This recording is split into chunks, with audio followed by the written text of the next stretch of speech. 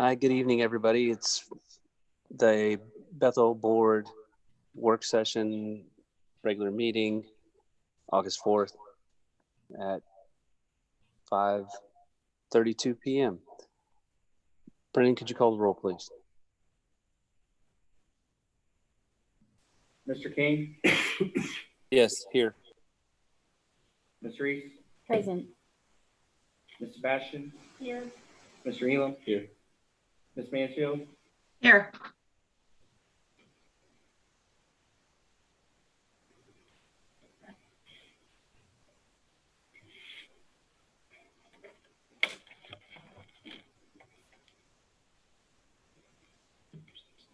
Is there any additions to the agenda if needed?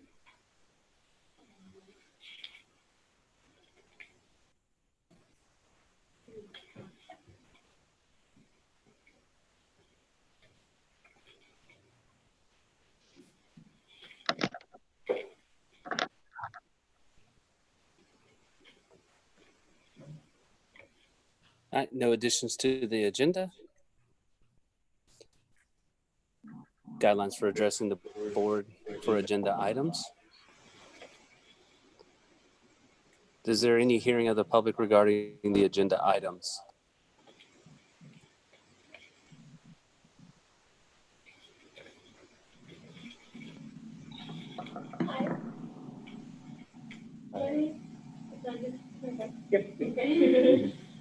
My name is Ellie Morgat. Thank you for letting us speak today. I'm here with my peers, Lisa Sebastian and Lynn Caramel, to discuss the proposed changes to the Valedictorian that are proposed to take effect for the class of 2021 and future classes.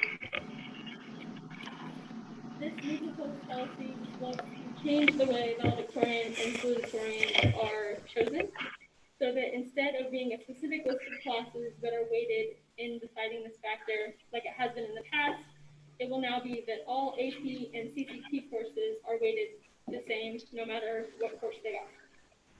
This means that previous classes that used to be counted as weighted for valedictorian, like physics or Spanish 3 or 4, will no longer be weighted. Students like us who are in the running for valedictorian are also planning to go to high-ranking, possibly out-of-state colleges. I know, for example, all three of us might want to go out of state. When you're applying to these highly competitive colleges, AP classes look a lot better on transcripts than CCP courses. Also, once you get to these colleges, a lot of out-of-state schools will not accept Ohio Public Education CCP courses for credit, but they may accept AP courses if you score well enough on the AP test. This means that students like us would have to choose between wanting to take a lot of CCP courses to be more in the running for valedictorian, or take AP courses to be more competitive with these colleges. Now, we have done our research. We've looked at the Ohio Department of Education logs regarding CCP courses, and we realized that the current system in place is flawed and needs to be changed. However, we have had this system since our freshman year. We've looked at it, we've planned our course schedules with it, we've even already made our senior schedules based off of it because it is the program that is in the 2021 course of study. We will discuss these laws more in depth later, but we would just like to propose that the current system the proposed plan is flawed and should be re-looked over and edited before it's put into place. We think that there's a better way to solve this issue other than just weighting all CCP and AP courses the same. It should not just be changed for the class of 2021, but for all future classes. There is a policy in the proposed plan to have a co-valedictorian for the class of 2021. That would be a student that took all classes on Bethel campus and no CCP courses. However, this may work for us in our class, but it will not help future classes with the same issue. So, in conclusion, for these reasons and more that my peers are going to discuss, the valedictorian and salutatorian proposal should be reformatted and re-looked over before it is approved by the board. Hi, I'm Lisa Sebastian. So according to Ohio Revised Code, and this is section 3333-1-65.2, section 7, The policy for awarding of grades and the calculation of class standing for College Credit Plus courses adopted and implemented by a district or secondary school pursuant to Division E of Section 3365.04 of the Revised Code shall not disadvantage students who choose to participate in College Credit Plus rather than other advanced standing programs, including AP courses and IB courses. Established policies shall not provide higher value to any course provided through one advanced standing program as defined in Section 3313.6013 of the Revised Code than to a course within the same academic subject area provided by another advanced standing program. A higher value shall not be granted to honors courses. So in the first part of this section of the code, you can see that our current system that we all were anticipating to be under is flawed because College Credit Plus courses are not given the weight they are supposed to in comparison to other courses, and it incentivizes you to stay on campus. However, if you go further down, it says that all courses, established policy shall not provide higher value to any course. So that means that all advanced standing programs should be the same. And even farther down, it mentions a higher value shall not be granted to honors courses. And what that means is that we can have honors courses that are weighted here at the school. So one of the other sections that part of the code referenced was 33313.6013. And this states that the advanced courses are the College Credit Plus program established under Chapter 3365 of the Revised Code, advanced placement courses, IB courses, and early college high school programs are what the advanced courses are. However, if you go over to ohiohighered.org/ccp/FAQS, then there is a section called grade weight. And under that section, it talks about weighted honors courses, as I mentioned previously. And this states that in one of the questions, it asks, what are the statute and rules describing the weighting of grades for advanced standing courses, including College Credit Plus, AP, IB, and honors courses? And under this, it says, implement a policy for the awarding of grades and the calculation of class standing for courses under Division A2 or B of Section 3365.06 of the Revised Code. The policy adopted under this division shall be equivalent to the school's policy for courses taken under the advanced standing program described in Division A2 and 3 of Section 1313.6013 of the Revised Code, or for other courses designated as honors courses by the school. What is proposing to occur is only CCP and AP courses are to be weighted. What that means is Bethel only has a limited number of AP courses offered on school, and there are way less options for students who would like to stay on campus. Also, the proposed policy is in violation of another section under the questions and answers document. It gives local situations. Part 1 of it says, if a district has a weighted course, weighted honors, AP or IB course in a subject area, then it must weight a CCP course in that subject area. And what that means is if we have AP Calc, then we have to weight any college math, and that's understandable. However, bullet point 2 says district does not have a weighted honors, AP, or IB course in a subject area. It states the district cannot weight CCP courses in that subject area. So what that means is we cannot be weighting music for kids who take it off campus through Sinclair or somewhere else because we don't have a weighted music course here. And unless we're to create a weighted honors program, then you can't have a weighted CCP program because that's in violation of what this says. On the other hand, for courses that we don't have any of, such as the culinary arts, the district has no grading scale assigned, and therefore it states the district may weight CCP courses higher than non-advanced standing courses because we don't have one here at Bethel. So, in conclusion, I would just like everyone to consider that we currently are, with the new policy proposed, there's going to be a violation of weighting CCP courses when we don't have courses here at Bethel. And some of the courses here at Bethel that can be weighted, which Salim will talk more about, you have the opportunity to create that weight. Thank you.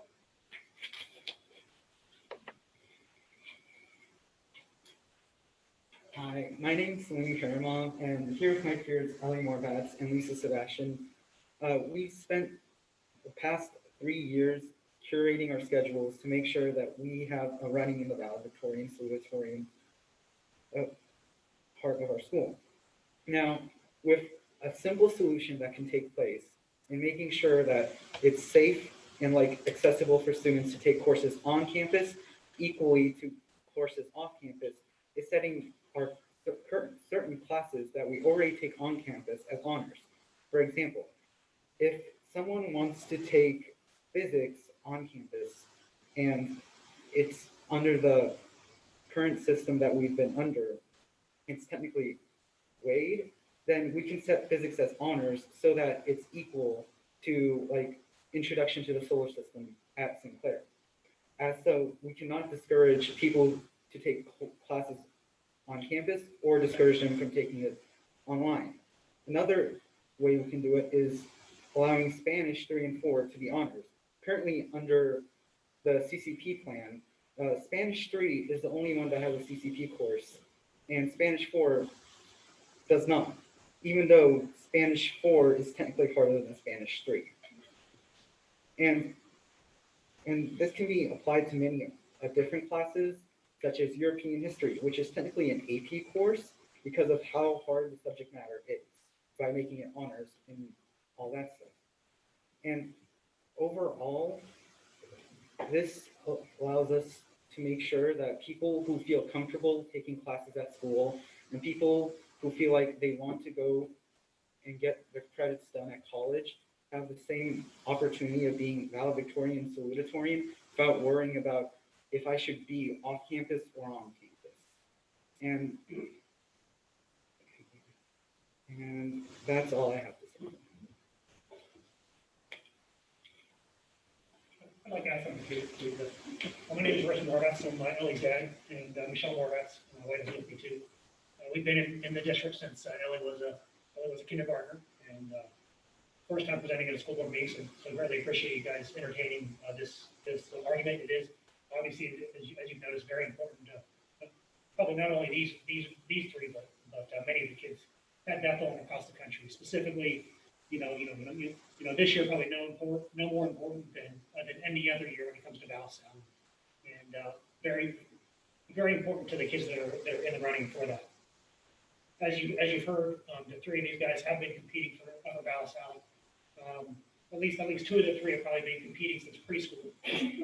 The third one was added sometime during the Bethel career. And I'll tell you, as a personal example, when we got Ellie's freshman book of study, the course of study, we studied the ValSal criteria very thoroughly. Spent several hours on it that night, reading it, looking at the course schedule, because it was a goal of Ellie's at that time to be a valedictorian of Bethel. And we wanted to help her get there if her grades continued the way they had been up to that point. So we did use those criteria in planning freshman classes, sophomore classes, junior classes, and senior classes. So it was very disappointing to hear that now, weeks before her senior year, that the criteria could potentially be changing at this point in a 4-year term. I understand that there may be flaws, as the students have pointed out in the ValSal policy. Understand that changes are always needed. Perhaps weeks before the freshman year is probably not the best time to make a change for their class. However, that's your guys' decision. Bethel's old ValSal practice was a way to do it. Bethel's new ValSal practice is another way to do it. From LifeWorks Northmont, they have a completely different method for calculating who's ValSal. So there are many solutions out there. And I'm a hospital administrator by trade, I think, which basically means my responsibilities at a hospital are very similar to you guys' responsibilities at the school to help write policy and to solve problems. And I think if I had three stakeholders as close to the topic and as interested in this topic, I would make sure that they were part of my solution. So that's what I kind of ask for you guys to do. Thanks for your time.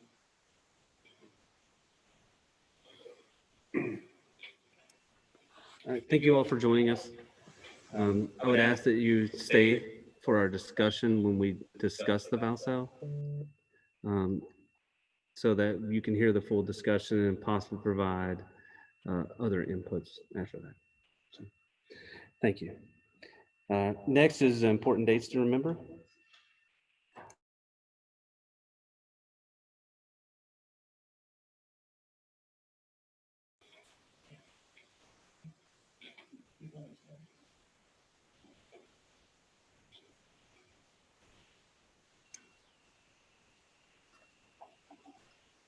And as everyone can see, unfortunately, the Bethel Athletic Boosters had to cancel the hog roast due to the current environment based on the COVID requirements.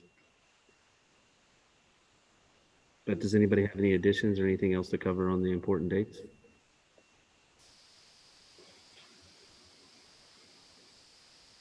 Can you mute one of your phones? Talking on his phone, so you're gonna get playback. Oh, okay. You're hearing what I'm saying. Because I'm not so sure that mic is going to pick me up.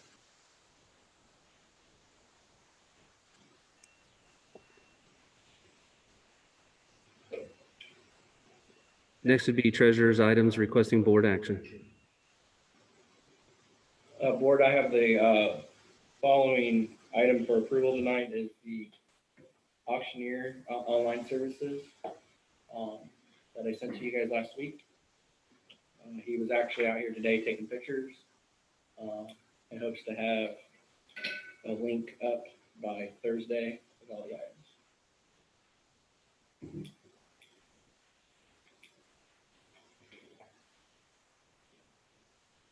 But what will be the deadline for people to bid, just so everybody knows?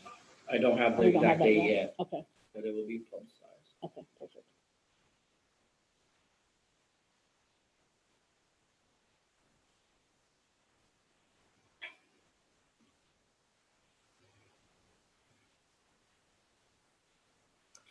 All right, thank you. Do we have a motion to place the items from the treasurer's report to the consent calendar? I'll make the motion. Thank you, Julie. Julie, I'll second. Thank you, Danny, for the second. Any discussion? Brennan, could you call the vote? Ms. Reese, yes. Mr. Elam? Yes. Ms. Sebastian, Yeah. Mr. King, Yes. Ms. Mansfield. yes,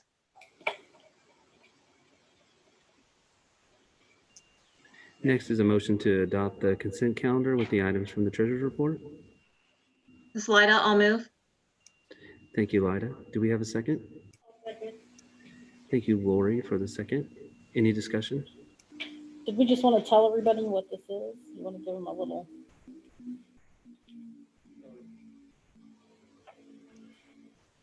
It'll be an online auction for the old elementary kitchen equipment, an air compressor that is not being used in the high school building, as well as some old previous shop class tools as well.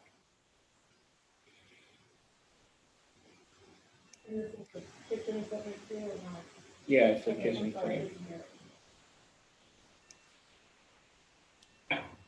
Thank you. Thank you, Brendan. Any other items for discussion?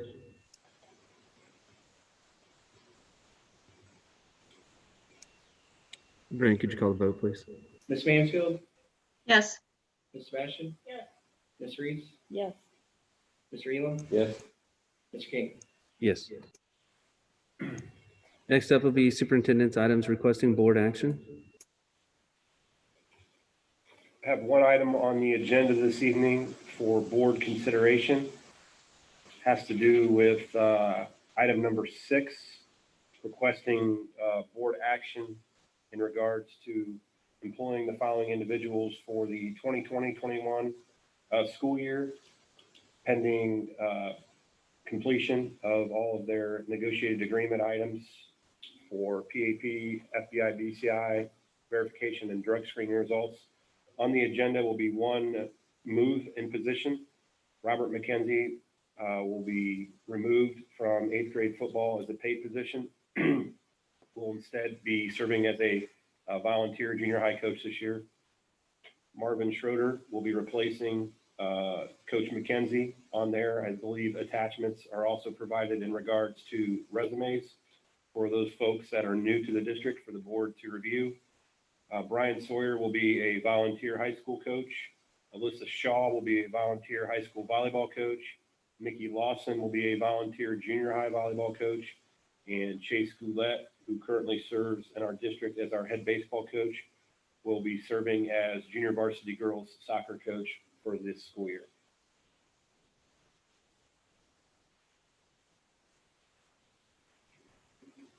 Those are the only items that I have on the agenda for this evening. Thank you, Mr. Ferks. Do we have a motion to place the items from the superintendent's report on the consent calendar? I'll move. Thank you, Danny. Do we have a second? I'll second. Julie. Thank you, Julie, for the second. Any discussion? Brennan, could you call the roll? Mr. Elam? Yes. Ms. Reese? Yes. Ms. Mansfield? Yes. Mr. King? Yes. Ms. Sebastian? Motion to adopt the consent calendar with items from the superintendent's report. Thank you, Lori. Do we have a second? I'll second. This is Lyda. Thank you, Lyda, for the second. Any further discussion? Brennan, could you call the vote, please? Ms. Sebastian? Yes. Ms. Mansfield? Yes. Mr. Elam? Yes. Ms. Reese? Yes. Mr. King? Yes. Next up on the agenda is treasurer's items for discussion. Board, for next Monday, I'll have the following items. The minutes from July 7th, July 13th, and July 22nd. The payment of bills for July, the July financial report, to repay the outstanding advance that was approved back in June. This is just repaying it as we've gotten funds back into high school musical fund to repay the advance. Transfers. The first two are related to the ending balance of class of 2019 after all the bills have been paid. Ms. Tracy Brewer, who's the senior class advisor for the fund, has asked that $1,200 be transferred to the high school yearbook fund, and then the remaining be transferred to the class of 2021. One of the things that we will have to do if the board approves is I still would have to get tax commissioner approval, as this is not this requires approval by the tax commissioner before I can do it for Ohio Vice Code. So that's why it says upon commissioner approval. If it's not approved by the commissioner, then we will not be doing that transfer. But for the guidelines and everything, the board has to approve the transfer first before I can submit the application. The last one, general fund. This is based on a comment that we got in the management letter from the auditor's office. We have some outstanding warrants that were not ever cashed by the vendor. So after 5 years of being outstanding, it can go back into the general fund. So that is, these are the ones that have not been cashed, and these are the ones representing a year or older. So as of now, we put those in unclaimed funds, and then after 5 years, if they're not claimed, it can go back into the general fund. And then the last one is the one I just previously stated. This is related to what we currently have that have not been claimed, and they're 5 years or older. And after by revised code, we can transfer them back to the general fund.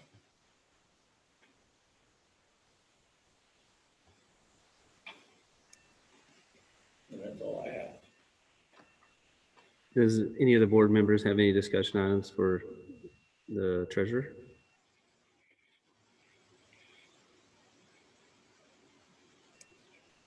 Not yet.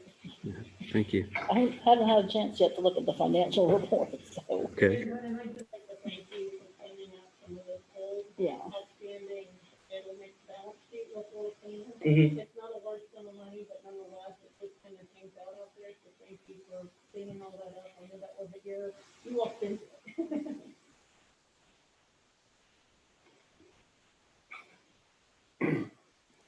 All right, moving along. Next, item 8, superintendent's items for discussion. I have several items for discussion this evening. Letter A has to do with the review of an addendum to an employee contract. Although it does fall underneath the superintendent's items, the contract that's being reviewed or discussed this evening is an employee of the treasurer's office. And so this would be I believe, 2-year contract, is correct, for Amy Mathis, who currently serves in our Treasury Department as our Assistant Treasurer. Brennan, do you want to share any comments in regards to Ms. Mathis's work performance? Amy's been here for a little over a year. She's really caught on. I think one of the comments that I've gotten from other staff members is her willingness to help staff and sending out information as she gets related to payroll and benefits. She's really caught on. She's really informative, and she's a great asset for the district. Okay, thank you. Letter B has to do with review of change in regards to educational degree status. This is specifically with Lauren Duhan. Brennan, is that years of experience correct?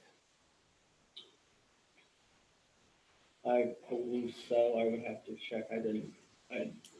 That was what Della gave, so Okay. I would imagine. All right. I can double check that for Monday. Just if you could double check the years of experience, but the bachelor's 150 to a master's degree.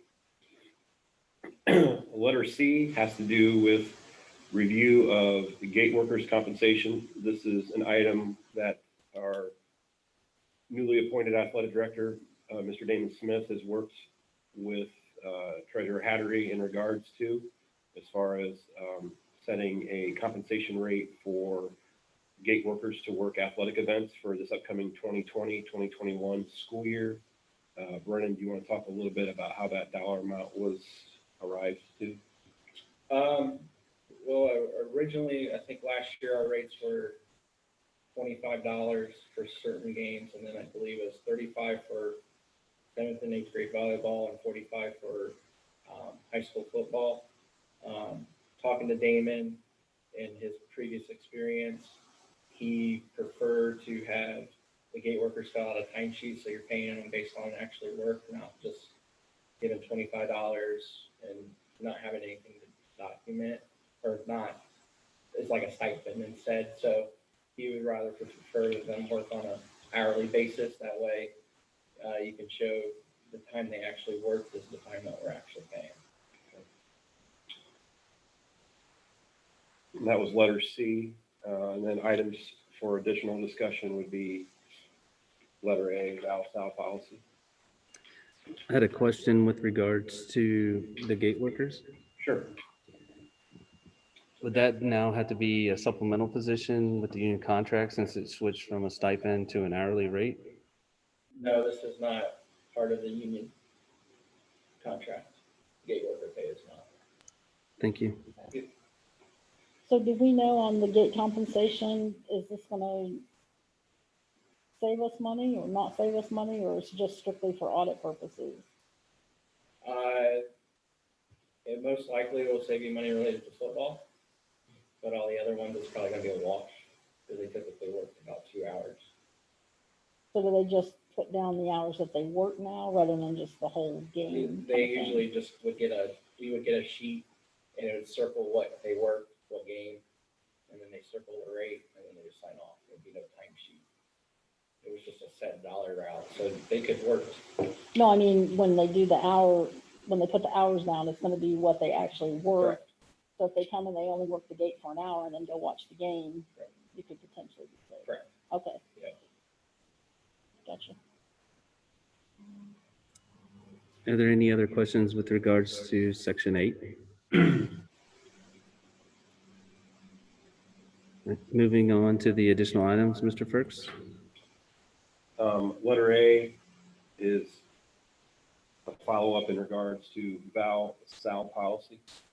So at this time, we will open it up for additional comments, discussion from any of our board members. We also have Mr. Barrett Swope in attendance, high school principal. I believe we also have, I saw Mrs. Wiedemann on there, guidance counselor. Mrs. Lance is on there as well. I guess the floor is open for any comments or discussion. Also, Mr. Podgorski, our legal attorney, has generously, kindly joined us this evening also. So, so I share a lot of the concerns that you guys spoke about. I think we all do. Can somebody just start by explaining why we have to change it for the, not just starting in the future, but for the kids that are in it now, so that everybody knows why we're doing that? Maybe John can do that. Probably would be a question for him legally. Mr. Podgorski, can you hear me okay? You might be muted, sir. That button gets you every time. How's that? That sounds great. Great. Would you be able to kind of update the members in attendance and also the board members a little bit on the review of the current proposal and our past policy, any potential issues the district might encounter from your standpoint legally? Sure. Would you go through your policy? The first question I think I heard Mrs. Resac ask, as well as some of your residents, Justin, was why make the change now, and what particular grade level are you going to make the change effective? You have several options there, as you know. Anytime that you start accumulating grades for purposes of development of a GPA, that's an appropriate time to implement the policy. Your current policy allows you to have seventh graders take courses for purposes of GPA compilation. Most of them start at the ninth grade. A lot of school districts, when they change policy, do what one of your residents say, and that is go back to the first time where residents and families have the opportunity to make course selection choices. And under the old policy, changing sometimes in midstream can cause concern among parents who planned the curriculum and instruction route of their children. There's nothing in Ohio Revised Code that would prohibit a Board of Education from setting an effective date, however, at grade level. So I think your first question you asked, Ms. Reese, is, do you have flexibility? The answer is yes. You can, when you decide to change your policy for GPA compilation, pick the grade level that you want it to be and the school year that you want it to be effective. Questions about that? Yeah, John, so this is Julie. Can you hear me okay? I can, Julie. Hi. So I thought that we were in violation of some Ohio Revised Codes with our current policy, and that's why we had to update it rather than saying, okay, we're going to start with the class of like 2024. I'm not quite sure. I didn't give an analysis that you were in violation. Justin, do you have something that you can answer in response to that? I thought you said in regards to some of our conversations that if we don't change it, there's some issues with not counting grades as is. If we do change it midstream, there's going to be some issues either way. Yeah. But Okay. you kind of indicated that we could stay as is. We have issues. If we change it now, we have issues. Yeah, and I think that's what some of your residents said as well. I'm sorry, Ms. Reese, I guess I didn't understand your question. Well, I thought it had to do with the weighting, that we weren't weighting everything that the Ohio Revised Code said we had to. Like if we're weighting AP, we have to weight CCP or courses taken out of college. I don't know exactly what the violation was, but there was something with the weighting that we're doing wrong in the current policy. Some of the feedback I think that you've heard this morning today. By the way, Justin, is your guidance counselor listening as well? Can he or she respond to a question? Yes, absolutely. Okay. The number of AP courses that you offer, I guess I'm directing this to the guidance counselor. It was my understanding that the CCP courses supplement and don't duplicate your AP courses. Is that a correct assumption? Go ahead, Mara. The CCP courses can take the place of the graduation requirement. So a student could take that instead of the AP course. Okay. So for And the they're both weighted. If we have a subject area where an AP course is offered and that subject area weighted, which we have in all of our core areas, then those courses CCP are also weighted. okay. And that's the way your current policy reads. Is that correct?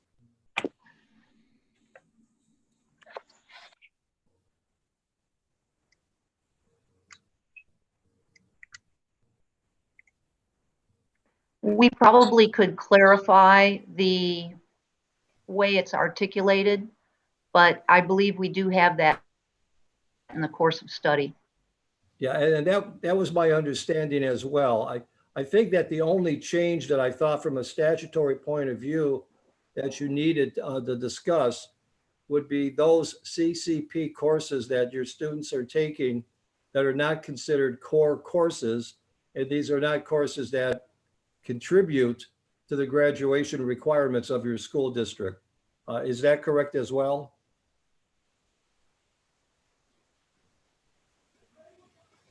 Okay, I'm directing this back to the guidance counselor. Right, those courses, those subject areas.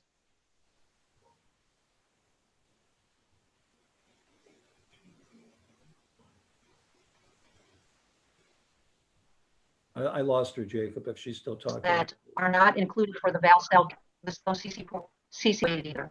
I think the bump that we run into is the bump that we run into with the CCP core are not included for the are not those CCP. I think the bump that we run into with the CCP course is full credit. So our current policy allows for 0.025 add-on for the add-on weight. And so a student that's taking it on campus would get that 0.025 at semester. And if a student is taking that off campus CCP and they complete the full credit, then they get a 0.05 add-on at semester. So we actually, in senior English, to equal that for ValSal, because Tracy Brewer, senior English teacher, has actually 2 credits CCP that she teaches on campus, as well as her AP credit. So actually the students get one credit is spread out over the year, I believe is how it's set up. I'd have to go back and look. And the other credit is awarded at the end of the year. That's how it works. And then the AP course is spread out over the course of the year. So we set it up that way to try and make that equal for the ValSal calculation. And the only change, I think, Justin, that you and I were talking about that was suggested would be a CCP course taken on campus or a CCP course taken in Bethel schools should be treated in accordance to the statute in an identical way. And I don't know if that's being done currently or not, based on the policy that you presented. And maybe your guidance counselor could respond to that also. Can you restate your question, please? Yes, it's my understanding that your current policy has a different treatment regarding the bump, as you referenced it, for CCP courses taken at Bethel High School as compared to CCP courses taken off campus at another institution. The CCP courses taken on campus also receive the add-on But I do believe if it's a CCP course, any CCP course on campus receives the add-on. So if it's not in the core, then it does receive the add-on. And what about all CCP courses taken off campus? Only the core, Okay, only the subject areas where the AP is offered. okay. And so then again, Justin, the only question would be non-core CCP courses and their eligibility for the bump. Is that your understanding as well? Yes. And again, I apologize, guidance counselor, I haven't heard your name, so I keep referencing your position. Is that your understanding as well, that the CCP courses taken off campus that are non-core courses should also get the bump?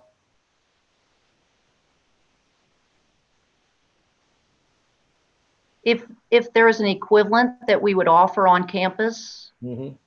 yes, yes. I'm Mara Lance, Oh, thank you. and Molly is I'll our, write that down. Molly Wiedemann is our other counsel. Okay. Thank you. And you haven't been doing that, is that, I think, first of all, I agree with what you just said, but it was my understanding that your current policy doesn't allow for that. And that's the purpose. And Yes, okay, Jacob, that's the only purpose of the change, to reflect what Marva just said.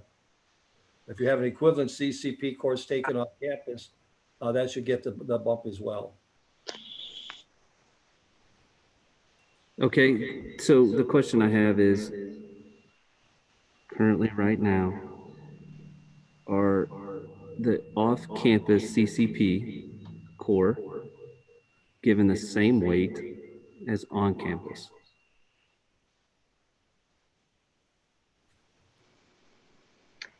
by the end of the year, it would receive the same weight.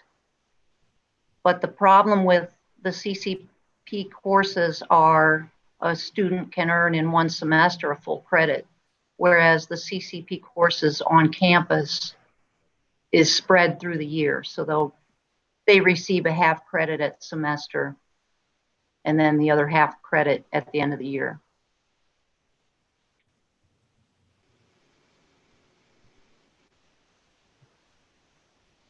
They'd eventually get the same add-on, but in the first semester of the senior year, that's where there could be some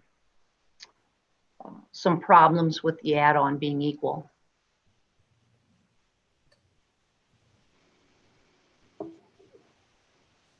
For Mr. Brookhart's classes, the introduction of business, personal finance, those courses are not given an add-on off campus, only on campus.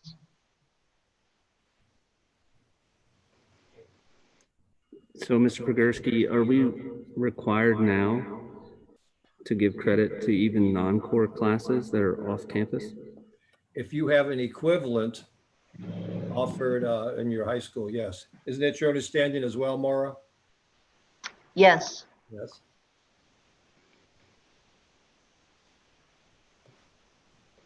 So that's why we have to change the policy for current students. Is that correct? It's my understanding that your current policy doesn't reflect what we just talked about. Yes, Mrs. Reese. Okay, thank you. Ms. Reese, excuse me. So can we ask some questions? Absolutely. If you guys don't mind. I saw you shaking your head, so is there anything you want to say first about what we just talked about? I took personal finance on campus with dual enrollment CCP, and I did not get that in.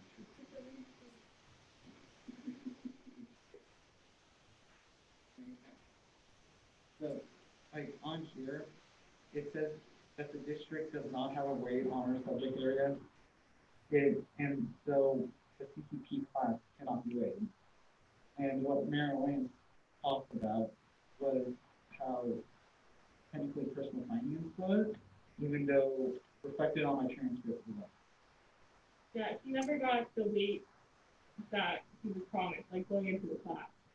And on top of that, I'd like to add with classes like that, technically, it's still CCP. It is not a Bethel class, even though it is offered on campus. So therefore, you can't weight it if you don't have a subject or a class in that subject that's of a higher level weight. So since we don't have like AP personal finance or honors personal finance, you shouldn't be able to weight CCP. You can't. As a high school teacher, that's how I understand it. I mean, my high school's been dealing with CCP for the past 4 or 5 years, and I've always heard that it's the same thing, that as long as you offer a course equivalent to the CCP course, then it can be weighted. However, in this case, it doesn't seem like it would be, because it would be fair to say that's not my opportunity. I'm also confused about how Bethel has been able to offer one course, and the students are able to choose whether they take that as AP or CCP. That also seems very contradictory to what the actual, I know it's a different issue, but it could be a related issue, because, you know, if you have a kid taking a CCP English and my daughter is taking AP English, by the end of that year, the kid who's taking CCP English is going to have a heavier weighted grade because of the 2 semesters versus the one AP following your class. Well, and actually, on top of that, I'm taking CCP English, at least taking AP. And what I've been allowed to do, because no one said otherwise, is I've taken CCP courses in the past couple of years. And I have taken those CCP courses, gotten the weight, and then gone off and taken the AP test for the classes, because otherwise I wasn't going to get weight. Or for this year, I don't know. The reason we did that is if you don't score a final AP test, you still have that credit to lean back on. We felt like that took the pressure off. So dual enrollment is a true credit. The AP test, if you score well grades, then it may be accepted at other institutions more than dual enrollment credit. But we felt like that for her family, that was the safest option. So people out in virtual land cannot hear anything you guys are saying. So they're sending messages saying, whoever's talking, please talk up or come closer to the mic. But for example, Ms. Lance just said that she cannot, can you clarify what's being said? Because she can't hear. So.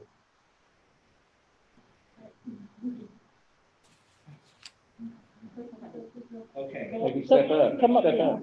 This is the microphone right here. So, taking personal finance as a dual enrollment CPP credit at Bethel, Miss Lance talked about how it should be weighed, but reflecting upon my transcript, it wasn't. And based on the subject matter there, it shouldn't be. And it's inherently contradictory to have it weighed when we don't have any equivalents like honors personal finance at school. And that's the policy that I feel should be addressed.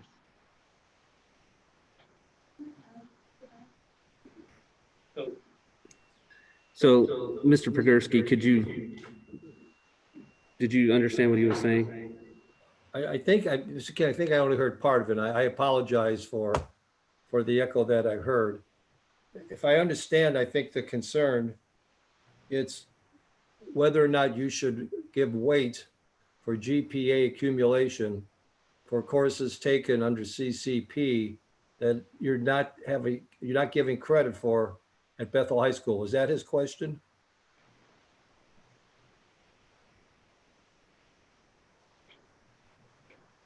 Well, it's more like personal finance isn't, as Ms. Lance talked about, personal finance honors credit offered at school is not weighed, but reflected upon my transcript, it was. And what it wasn't, but I'm sorry. Don't take time. Lisa, talk for me. Okay, so to clarify, what Salim has been trying to say is that he took personal finance in a few years ago, and it was dual enrollment. So he took it technically through Edison, though it was on campus here, and he did not receive extra weight to his GPA. And so because Bethel does not have an honors or AP or anything like that in business, we can't have a weighted course like that. And currently, stuff isn't being weighted that way, even though that's contradictory to what our guidance counselor said. So, Mr. Podolsky, then the question I ask is, even though it is a CCP course, is it required to be weighted? Most school districts consider CCP courses equivalent to AP. And if you're weighing the AP, most school districts do indeed weigh CCP. The requirement, I think, is a little bit different. And I think, as one of your constituents said, it's relatively murky. If you're, based on that example, if you're taking an AP equivalent or a core equivalent, there's no question it's weighted for GPA accumulation. If you're taking a course, a CCP course, that's not equivalent to what you have at Bethel High School, I'm not too sure that I've seen a requirement that you weight that course. Myra, what are your thoughts on that, Maura? Well, I think what we're talking about maybe are two different GPAs here, because we have a weighted and a Val-Sal GPA. Mhm. So we used it for the weighted because we like to offer that incentive for students who stay on campus. But we did not include it in the Val-Sal, actually beginning with this upcoming graduating class. So I think I heard Salim say, or maybe Lisa said, that it wasn't included in his GPA as a weighted grade, and that would be correct, because we actually went back and unweighted that course because there was a time where it was actually the only weighted course in the entire school. So, and we couldn't weight it off campus. Currently, there's no CCP courses off campus that are included in the Val-Sal. Yeah, Maura, this is Rich Morvat. So I think I'd second that we're actually faced with two different arguments here. You know, you have GPA and weighted GPA, or cumulative GPA is what some districts consider that. And then you have your Val-Sal policy, all of which can exist separately. And I think trying to discuss them together would not do the Val-Sal policy any kind of credit. I think it does need to be separate. It can be separate. It is different and distinct across different school districts across the state, albeit there are Ohio statutes that address some criteria for it. I think it needs to be addressed separately from your GPA or cumulative GPA arguments. And if I may, hopefully offer a little clarity, I don't know, it may make it murkier, I don't know, but for weighted GPA, and that's all I'm talking about, a little of the confusion comes from when you're talking about if you have AP or honors classes that are weighted, then you have to weight CCP in that subject.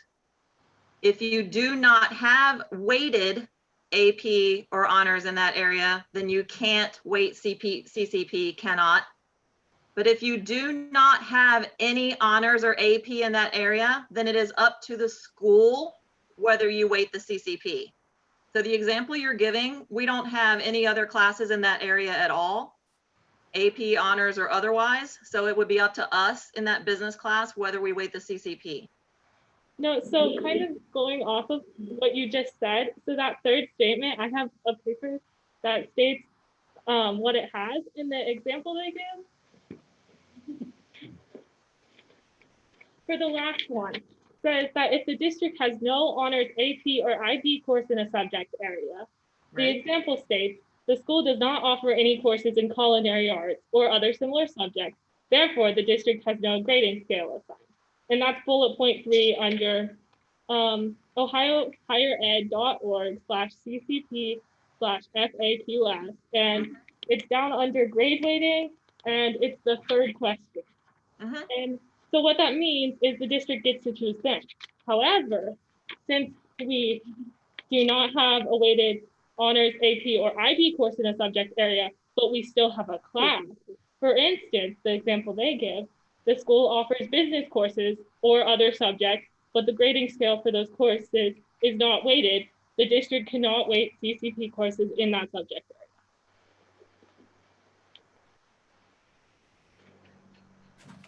So I have a question for the students here. Do you feel our non-core courses should not be weighted?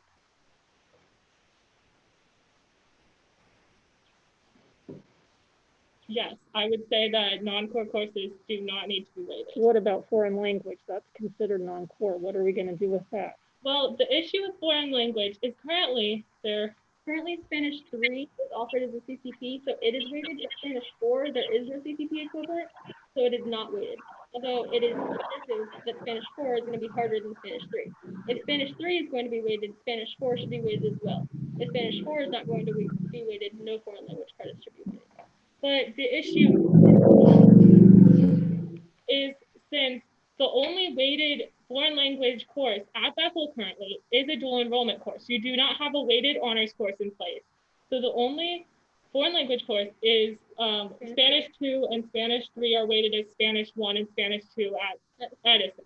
And so with those courses, you just have that CCP class. You don't have another other subject area that's weighted, or another class or honors in that subject area that's weighted. So you cannot weight it unless you were to create that. That's why we're proposing that you alter the proposed valedictorian salutatorian plan to weight AP, CCP, and honors courses and take more of those more advanced classes like Spanish 4 and turn them into honors so that they are weighted equivalently to AP and CCP. On top of that, we're not necessarily just asking for that for the Val policy. We'd like them to be like listed as weighted honors courses for weighted GPA. Yeah. So do you have a list of, I know I heard European history, which is one of my favorites. That's a new ad. And I know I talked to Mr. Slope a couple months ago and said, hey, this is equivalent to an AP class. What can we do about weighting? We do have a list of classes. Great. And some of these are actually classes that in the previous Val policy were counted as weighted, and now they're going to be changed to not be weighted, which will disadvantage students like us who have taken those classes in the past, expecting them to be weighted. So the classes are pre-calculus, physics, anatomy and physiology, European history, Spanish 3 and Spanish 4, and then we'd also like to talk about English 1 honors and English 2 honors, because as of now you're calling them honors courses, but we never received weight for them. So technically there's an issue with that. What's the difference between honors and AP? Okay, so AP courses, if I'm taking an AP class, then at the end of the school year, I have the opportunity to go take a test. And they're graded on a scale of 1 to 5. And if I receive a 3 and above, many colleges will give me credit for that exam and take out some of the gen eds. And honors courses are just like harder versions of courses that are decided by the teachers, like English 9 and Honors English 9 are just different courses, but AP courses are actually nationwide that are decided by College Board. There's a specific set of standards that you have to follow when you're teaching an AP course. So we have this English 1 and 2 honors. Which is no just AP done by equivalent. name. No, those are just by name. So that's basically what should happen is those should be changed to like advanced freshman English or something like that. The honors doesn't really they don't necessarily need weight. Honors doesn't necessarily come into place until junior or senior year because that's when most of the AP classes are. As of right now, the way the system's been taught, like the way the system's talking about, like the way the papers are written, we don't have any weighted honors courses at Bethel. We just have honors in the title of 2 courses because someone put them there however many years ago. But you're not asking for current freshman honors English and current sophomore honors English to be weighted. You're just asking for those names to be changed. We're asking for the names to be changed. In addition to that, the other courses we listed to be changed to weighted honors. And be weighted the same as AP or CCP. So then that would affect your core classes and foreign language. Is that correct? And so. No. Yes, Yeah, it would affect foreign language. Because if you had honors Spanish 4, you'd have to weight the CCP. That's how I read the policy. Correct. But you wouldn't have to weight like music stuff because we would have no music or anything like that. That doesn't mean non-core classes, all of them are going to be weighted. And right now, Spanish 3, if taken as CCP, is weighted, but it technically shouldn't be because there's no honors equivalent. If you made Spanish 4 honors weighted, then you would be able to weight Spanish 3 as CCP. And since we're trying, I think, Rich, I appreciate your feedback that you said we're trying to do two things, but we are trying to do two things. We're trying to get rid of two separate GPAs. We would like the cumulative GPA and the Val-Sal GPA to be the same. So if we're moving in that direction, I like what you all proposed because it retains the difficulty of the class at Bethel, the physics, the pre-calc, the European history, meanwhile still giving weight to the core CCP classes and the foreign language, and it doesn't weight your music and art.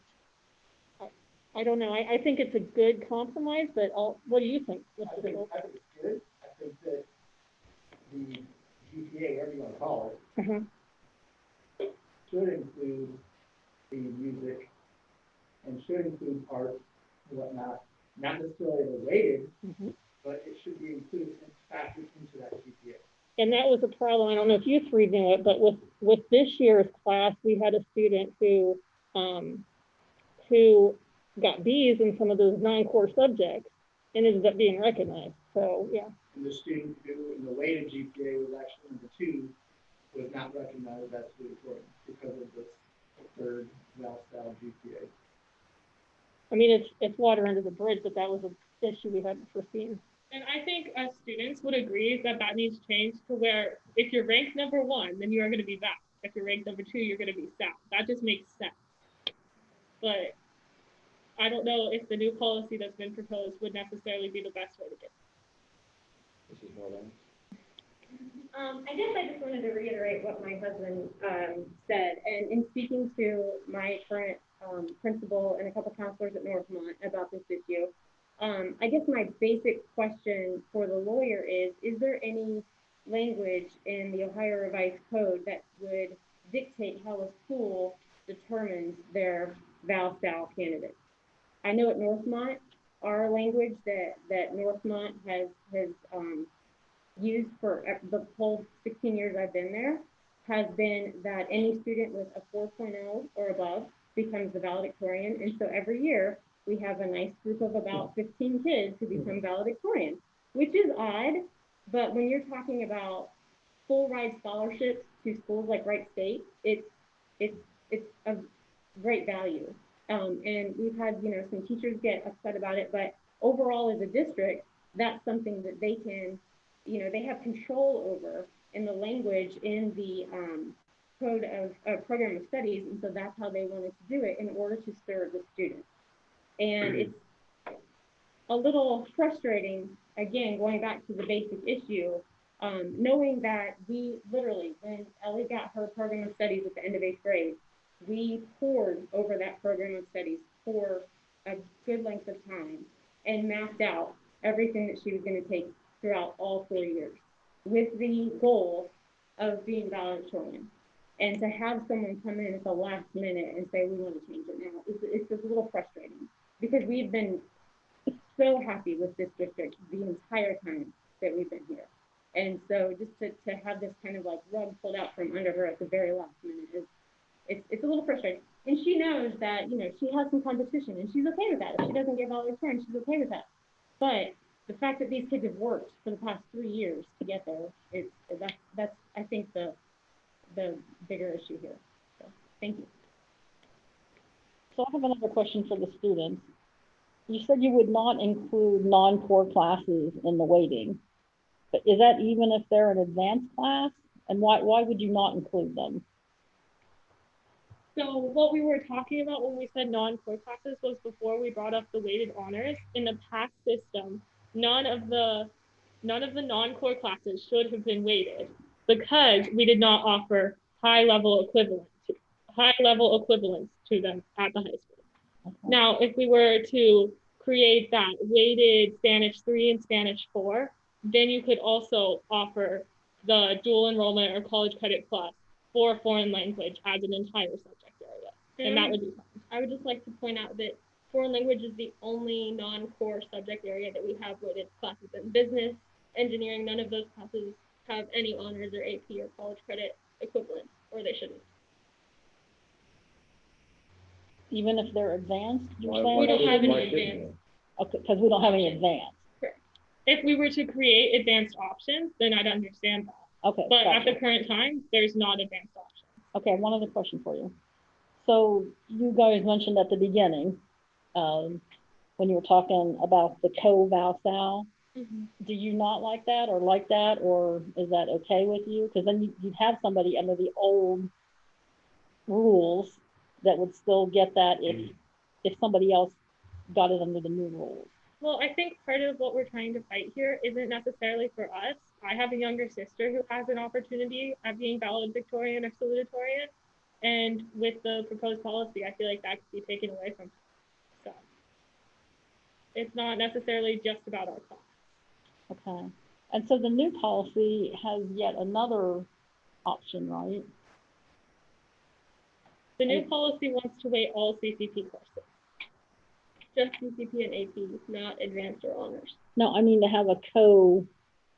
We gotta agree with the, Yeah, we agree with that. We just weren't sure if that was a stipulation put in solely for our class or if that was a stipulation that was staying for all future classes as well. And then there's also the line of, if you take dual enrollment, then does that automatically knock you out of that? Because technically you're still at Bethel. It's for this coming year and the next year. It's for 2 years. Right, but the new one doesn't have a year on it. It just says, in the event that the top 2 students are off-campus CCP or CTC or another vocational school, the highest ranking student that's attending full-time on Bethel campus will be named as co-valedictorian. Right.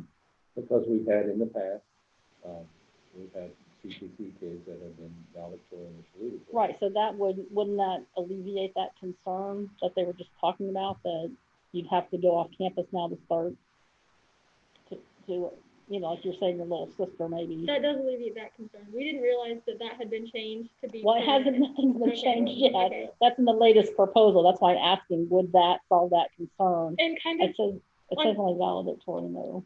Yeah, that was one thing I would have liked to point out, because as of right now, we're fairly certain that me and Ellie are both not in the running for Val. We're both in the running for Sal at this point, based on our courses of study, or based on the courses we're taking this year. And we're okay with that. But I think kids in the future also need to have that same opportunity. Okay. And furthermore, there are a lot of classes off campus that I would not necessarily personally say are equivalent to some of the campus classes on campus. So for instance, Salim brought up intro into the solar system. And according to the way Ohio structures it, this is not your issue, introduction into the solar system should be equivalent to AP Bio when you're rated. So I personally have an issue with that, but it's nothing you can solve. Right, that's not, yeah, we can't fix that. Well, there are gimme classes in college. Yeah, and that's what you, there are layouts. yeah, I there understand the also. point. So, this is Jacob. I'm gonna try and talk from here to see if everybody can hear me, so there's not an echo actually in the room. But based on what the current policy states, is the valedictorian salutatorian will be picked at the end of the first semester of your senior year. So if I'm taking a CCP class off campus, I will have a score of 1 and you will only have 0.5. So even though you did everything on campus, if I took a class off campus, I could actually score higher and become the valedictorian just because I took a CCP class off campus. So, but the problem I think we're faced with is currently we do not rate off-campus CCP the same as we rate on campus. And so that's one of our problems. That is correct. Yeah. So right now, if I was a high school senior, a junior, and I took all CCP classes off campus and did them on campus, off campus my senior year, I could have a higher, right now, I will not have any advantage. I cannot be a valedictorian or a salutatorian. And I think that's where we're in violation of what the Ohio Revised Code states. It states that you have to give equivalency for the off-campus CCP classes that fall under the Val-Sal program, and we currently do not have that in our policy. And that's where we have the biggest issue. From that. That's where the ORC states that we must consider both to be equal, but right now we are not. So kind of going back to Mrs. Moorbass's point, they are two separate things technically. So the Val-Sal can be whatever the school decides. The ORC does not have any stipulations. It just talks about class rank. And I understand you're trying to combine the two, but you have that there. But also, I think the co-valedictorian and salutatorian allows for that to be taken into account. So it was my understanding, Jacob, it was my understanding that the Ohio Revised Code actually does state what we have to consider in our Val-Sal program. Jacob, Yes. let me support what our high school principal just said.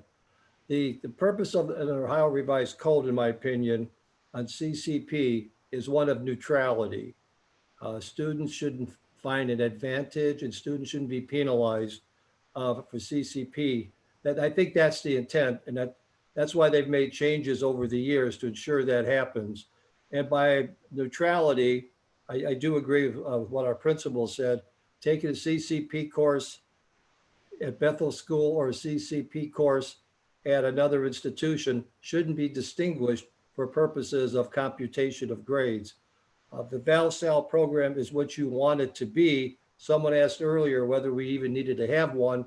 I've never been able to find a requirement in Ohio Revised Code that says you actually need to designate the honor titles to students of either one of those. So there's this voluntary basis. The only thing we need to do is to make sure that we treat neutrality, no benefit, no disadvantage to CCP courses for computation of Val-Sal purposes. So if you are giving credit for a CCP course, if you're giving a bump or you're giving an additional increment, it shouldn't make a difference whether that course is taken on campus of Bethel or at an institution. And I think that was the only minor change that we saw in your policy. All the other things that I think that we're talking about are considerations, of course, but I don't believe they're Ohio Revised Code issues. So can we, back to Jacob's point, can we give the entire credit at the end of the semester rather than half and half?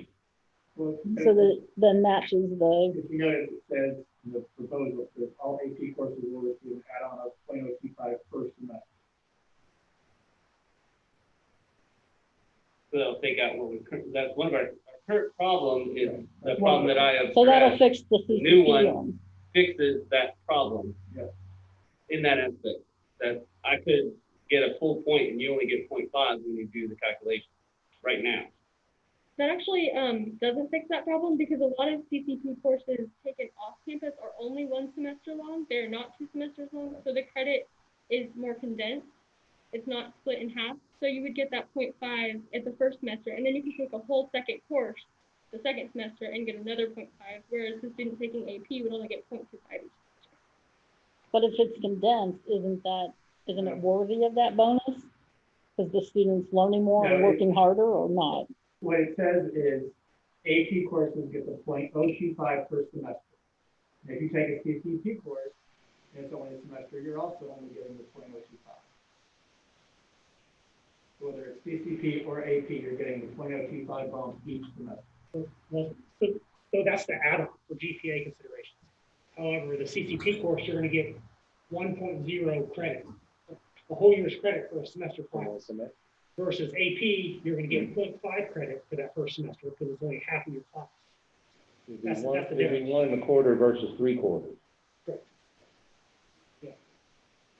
And that's a significant difference when it comes to cumulative GPA and combining, again, combining the two together. If you make your Val-Sal consistent with GPA, you run into all these problems. That's why schools like Northmont have done away with combining those two, with how their Val-Sal policy completely separate from the GPA, cumulative GPA argument, because it is very complicated and complex, especially with CCP. So if we make the valedictorian student or students with the highest GPA, does that make, that then creates the problem?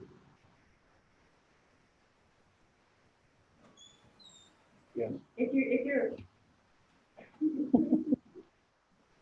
you're looking at making that determination at the end of semester one, junior year, then yes. Northmont doesn't make that determination until the students are done with their final exam semester two. So that's one way that Northmont gets through that. I mean, we literally have kids taking their final exam who are thinking they're valedictorian, they fall in the final and then they're not. So. Okay.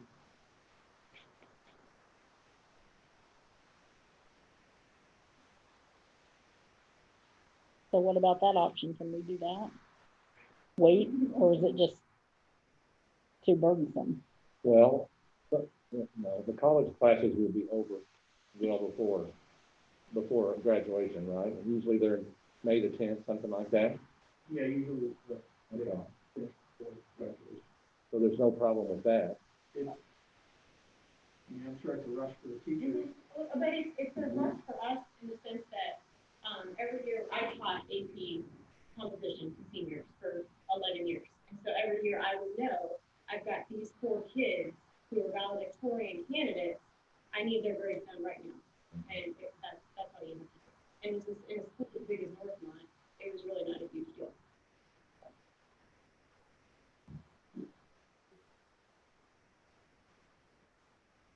So this is Jacob. I'm trying to talk loud from the back row so everybody can hear me and not have the echo in here again.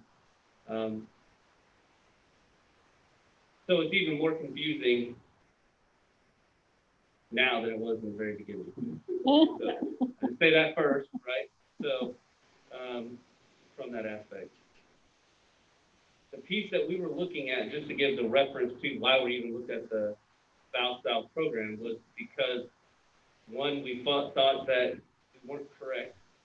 We developed the first one then for this year, going into this school year, discovered that we missed some key elements in that one. So we retracted. Now we're working on trying to finalize what is the real ValSal policy that we want to have and how do we do it correctly, right? And then trying to step through what is the ValSal that we're saying that is correct, and what does the Ohio Revised Code and Ohio Department of Education say that we have to do the same? What we discovered is the requirements for our program, current policy is not in compliance with Ohio Department of Education and Ohio Revised Code. Your current ValSal policy or your current GPA rated policy? Good question. Good question. Thank you. Because, well, yeah, Mr. Bergerski? I've never seen your GPA computation policy, so I can't comment on that. The only change that I was suggesting on your ValSal was one that I think that we've talked to prior, and that is equal treatment for CCP courses, regardless of institution that you taken them. I'm sorry, I haven't seen your GPA. I can't comment on whether or not there's any revised code deficits on it. And so that's also where we had the other issue was if you take a CCP English, right, that's computated not only in our higher grading scale, but also as part of ValSal, is that if you took it here in Bethel, then, and I took it at an off-campus institution, because I took it off campus, I am not allowed to be counted in for the ValSal, which is the violation. So that's what we were trying to fix. And other things. Because I think the current one is confusing. It's very difficult to navigate. The issue we're having is now, right? So it's difficult to navigate if we want to make it easier, right? Easy, clear direction. How do I become ValSal at Bethel School? Northmont made it easier by defining what a valedictorian is. They set a limit. And if you exceed, or if you meet or exceed that limit, then you are a valedictorian, even if you have 20 now. And I'll tell you that but the value in that is, so you have 15 kids, for example, in 1 year that are all valedictorian because they all have over 4.0 GPA. Mm-hmm. Now, when you look at their transcripts, one of those 15 is going to be rated number 1 of 450, how many graduating seniors they do have. The remaining 15 may or may not be 2 through 15. However, their policy is very clear. If you have above a 4.0 GPA, then you are valedictorian, and I'm sure there's a threshold for a salutatorian as well. So that is an example, but I would, Jacob, I'm not sure. So we are addressing a problem of VALSAL based on an Ohio revised code that references GPA. So again, we're connecting those two, and you don't exactly have to. If you look at the Northmont example, they have disconnected those two. They are following the Ohio revised code when it comes to calculating GPA, but their VALSAL policy is their own VALSAL policy. It is separate, and the Ohio revised code does not address VALSAL. When it comes to colleges, then, are those, all 15 of those kids counted as valedictorian, or is only the top one? Because we all know that we're going to find out who the top one is. All 15. So I find it interesting, and obviously every district's different. I obviously came from a smaller district, but historically the district that I came from had this very same issue for years, and they've recrafted their policies because they were tired of having 10 or 15 valedictorians every year, and they wanted to go back to the 1 or 2, and then so it's just an interesting dynamic that we're talking about expanding it where other places have had it and said, do we truly have 15 valedictorians? I've been to the dinner at the Miami ESC at the end of the year, and Newton, one of the smallest schools around here, will have 8 valedictorians. Yeah. Just because of that same kind of thing. Yeah, and that's not argument, just kind of throwing it out there for people to. I will say personally, as a student, that having that, not net to fall back on, but having that ability to be valedictorian if you have a 4.0, that lets me take the classes I want that are going to benefit me. That means I don't have to take, like for instance, my freshman year, I took a robotics course because I wanted to eventually end up in robotics. And I disadvantaged myself because I took an online French class instead of taking Spanish here. And so for the rest of my high school career, I'm not eligible for Spanish 3 and 4 because I have to take Spanish 1 and 2, which is fine. But what happened with that is that because of a, not mistake, but because of a move I made my freshman year, because I knew I didn't care that much about foreign language, but I cared about robotics and what I wanted to go into, I could have been at a disadvantage for the valedictorian. And I think that's kind of personally an issue. You're not necessarily forcing kids to take classes, but if kids want to be in the running, they have to take specific types of classes that may or may not benefit them later. It keeps them from taking other classes if they want to. If they want to be in band, or if they want to be in art. Well, and that's the other thing with CCP classes. If you are pushing kids off campus to take CCP classes, I know friends who've had to drop band or choir because it doesn't fit in their schedules. And that's kind of sad, personally, I think. Yeah, that's one of my comments is, but no matter which way we've changed it, it's not arts friendly. Right. I mean, that's exactly how you write it. It's not arts friendly.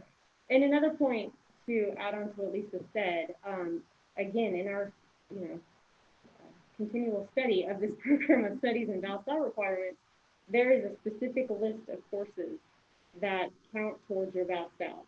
And so in order to get Ellie into Spanish 3 and 4, knowing that those were counted as weighted courses, she took Spanish 1 online her first year so she could map it all out for 4 years. When she had the opportunity to take an online Latin course, which would have served her better in her future pursuit of the law, which is what she has wanted to do since she was 8. And so that was a concession that we made. Okay, Latin sounds really cool, but we're not going to do it because you want valedictorian, so we're going to go the Spanish route because that's what's outlined here in the course of study. So just another, example of how much that impacted and trickled down all the way to spring of 8th grade. Mr. Beal, I agree with you. It does hurt. I think certain restrictive policies does absolutely hurt the students because instead of taking classes that they're interested in and to grow and to turn into what they want to turn into, they're focused on a course of study and taking classes to be Val. Absolutely her Charles, as well as others.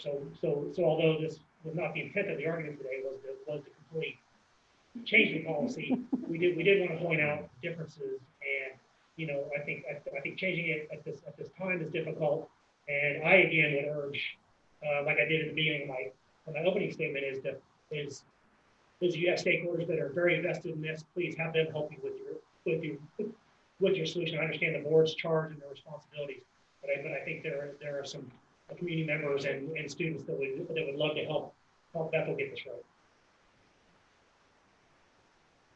And I thank you for that comment, and that's exactly why we re-had the discussion and have the high school principal here with the guidance counselors and with our legal advisor with us, so that we can step through how do we blend all this together to make it right and be in compliance. Yeah, I didn't agree with the starting it right now for this senior year, and we were discussing how do we walk it back to be appropriate, though, right? So now that you know you're in violation, okay, hold on, I'm getting that. So no violation, that's in weighted course study versus Val-Sal program. Got it. It just clicked in my head. Correct. As of right now, we are not in violation of the code for our Val-Sal. Yep.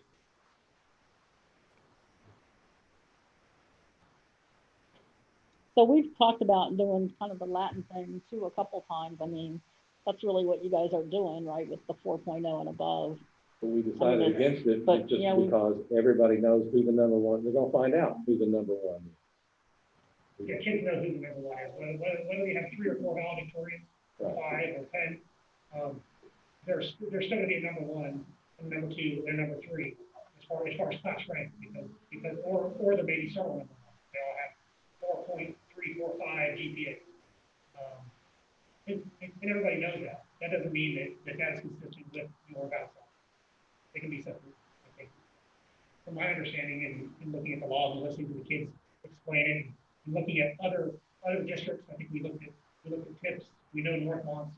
So there are Val-Sal policies are different. So obviously they don't fall under the revised code. We keep referencing here because schools can kind of do their own thing there and tying them together. So cumulative GPA arguments are as we found out, very complicated, complex, especially with CCP, and that throw another complexity into this already complex arena.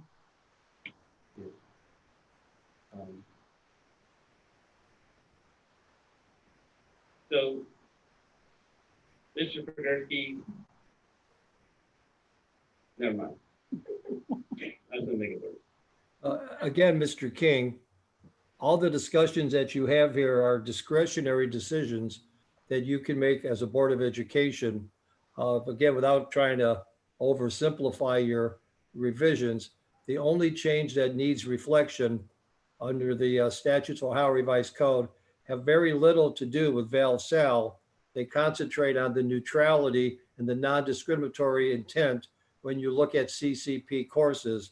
And the only thing that you really needed to take a look at was CCP courses taken at Bethel High School as compared to CCC courses taken at Wright State, University of Dayton, or other places should be treated the same.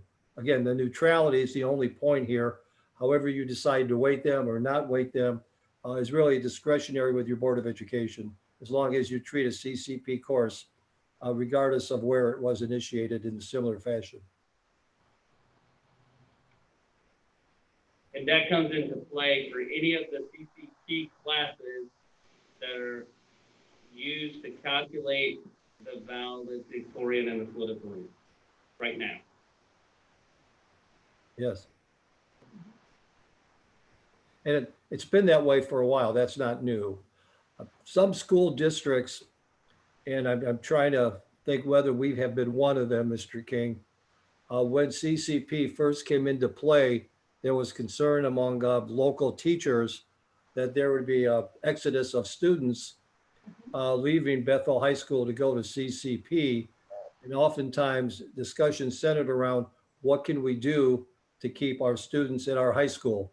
And some things, of course, would be additional AP courses, which you've expanded upon. Some would be this little extra incentive. If to keep our teachers and our students at Bethel High School, let's try to provide some extra incentives. Since that time, however, it appears that CCP courses should be treated in a neutral way, regardless of where they're being conducted. Thank you. Okay. So where does that take us now with regards to the current revised policy? Do we believe now, based on the information that we've received, that we need to change the current proposed? Right? Mr. King, can you kind of help me out? Because I'm not in the room. So can you help me kind of take the temperature of the room just a little bit and see what everybody's thinking with these most recent discussions? As far as like parents and students being okay if we were to adjust it to 4.0 or 4.1 maybe being for valedictorian and having multiples. And then my other question would be for Mr. Swope or Mrs. Lance or Ms. Wiedemann about how many students would that be for us? Do they think approximately? Just to get a feel.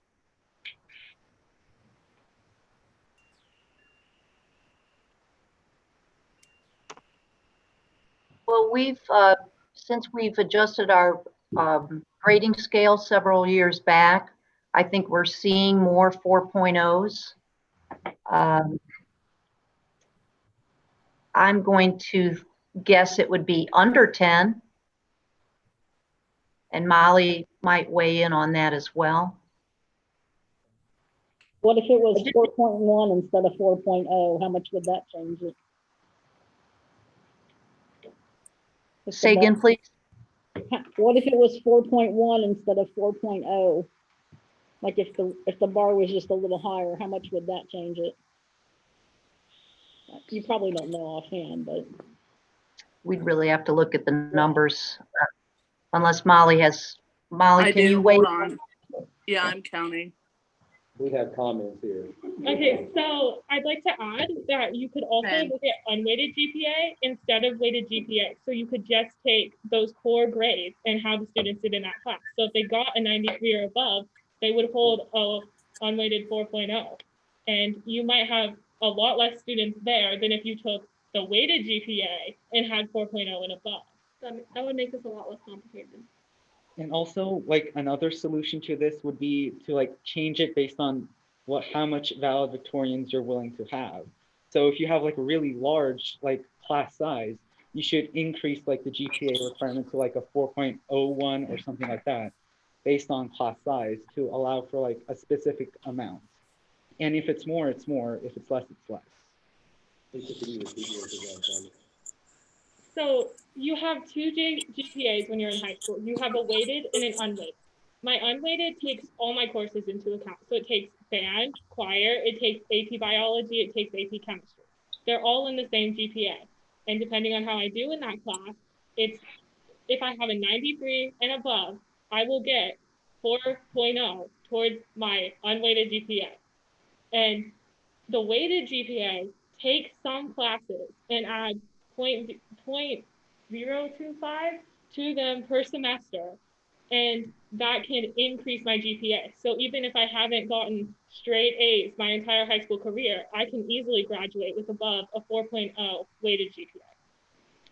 What if you take advanced class, you might take just the general track? Is that clear? That's the problem. But if you use the unweighted GPA, then it would be even, yeah. Yeah, and that happens at Northmont. Honestly, we have kids that play the game. They know they can take the general course and get that 4.0. I mean, we had a principal's daughter do that. and so you use the unweighted one. We use the unweighted. So 4.0 is the highest and unweighted. We call it GPA and QPA, qualitative point average. And so that's the way that we at Northmont establish. But also, Mr. Swope, I think a lot of the students who would be taking those general classes, many of them aren't necessarily as ambitious. as ambitious, so they won't be pushing for those A's the entire time.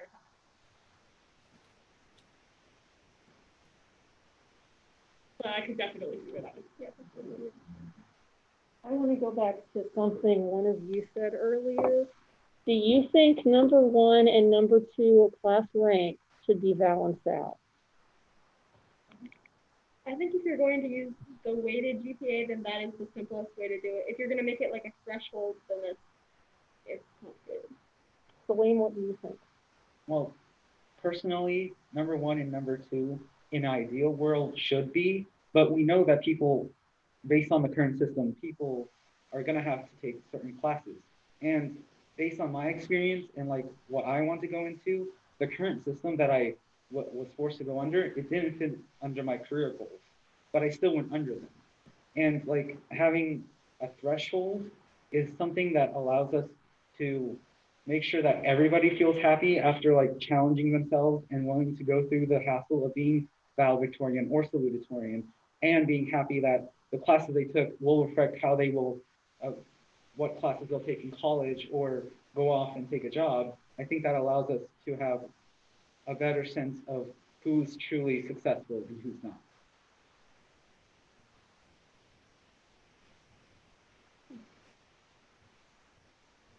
Thank you.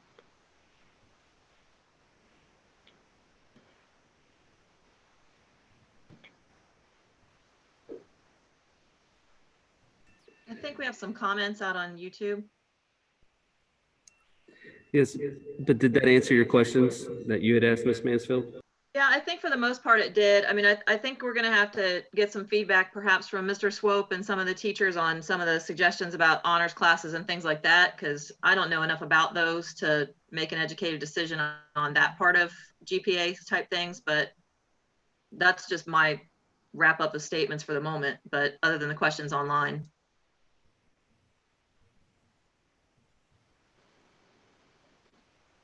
Do you have those available or do you want me to say them?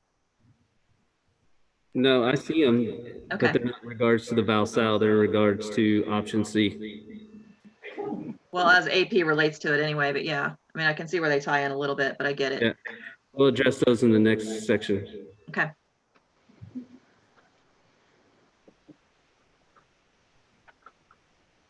So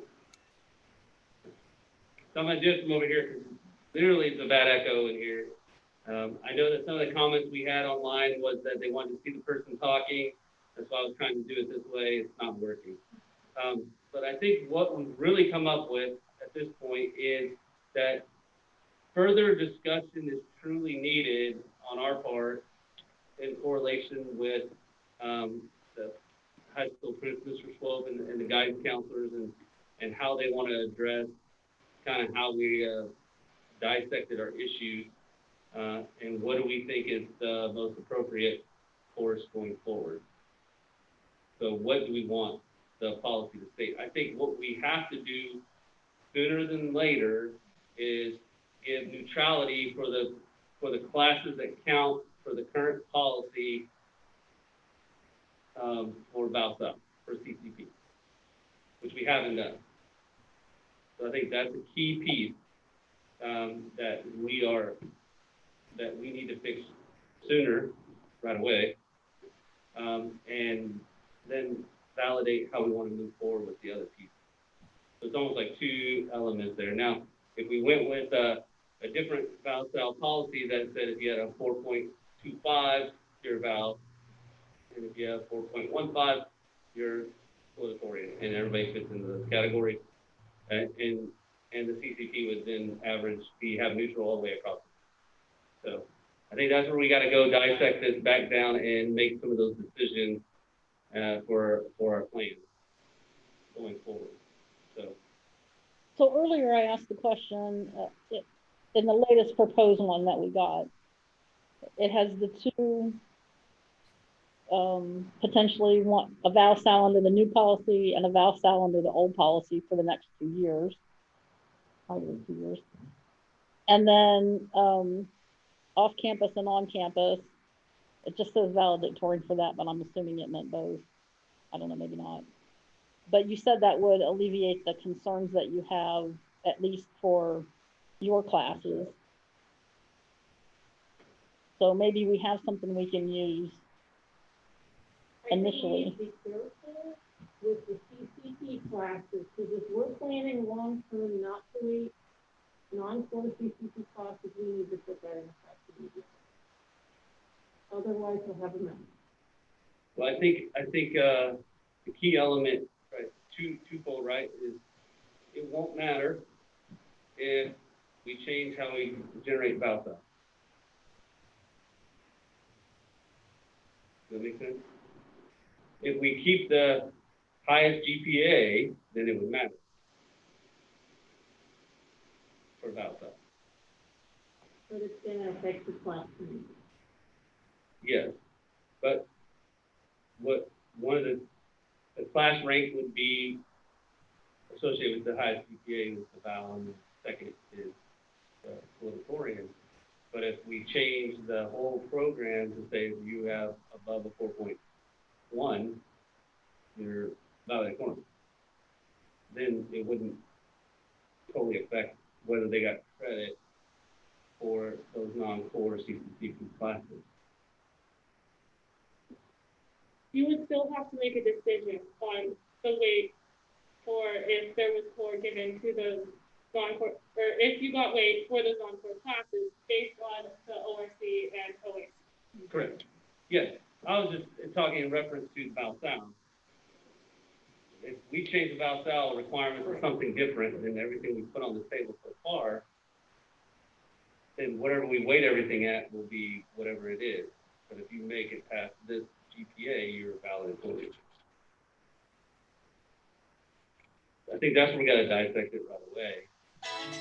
And we also have to include, you know, the issues with CCP classes in 7th and 8th grade as well.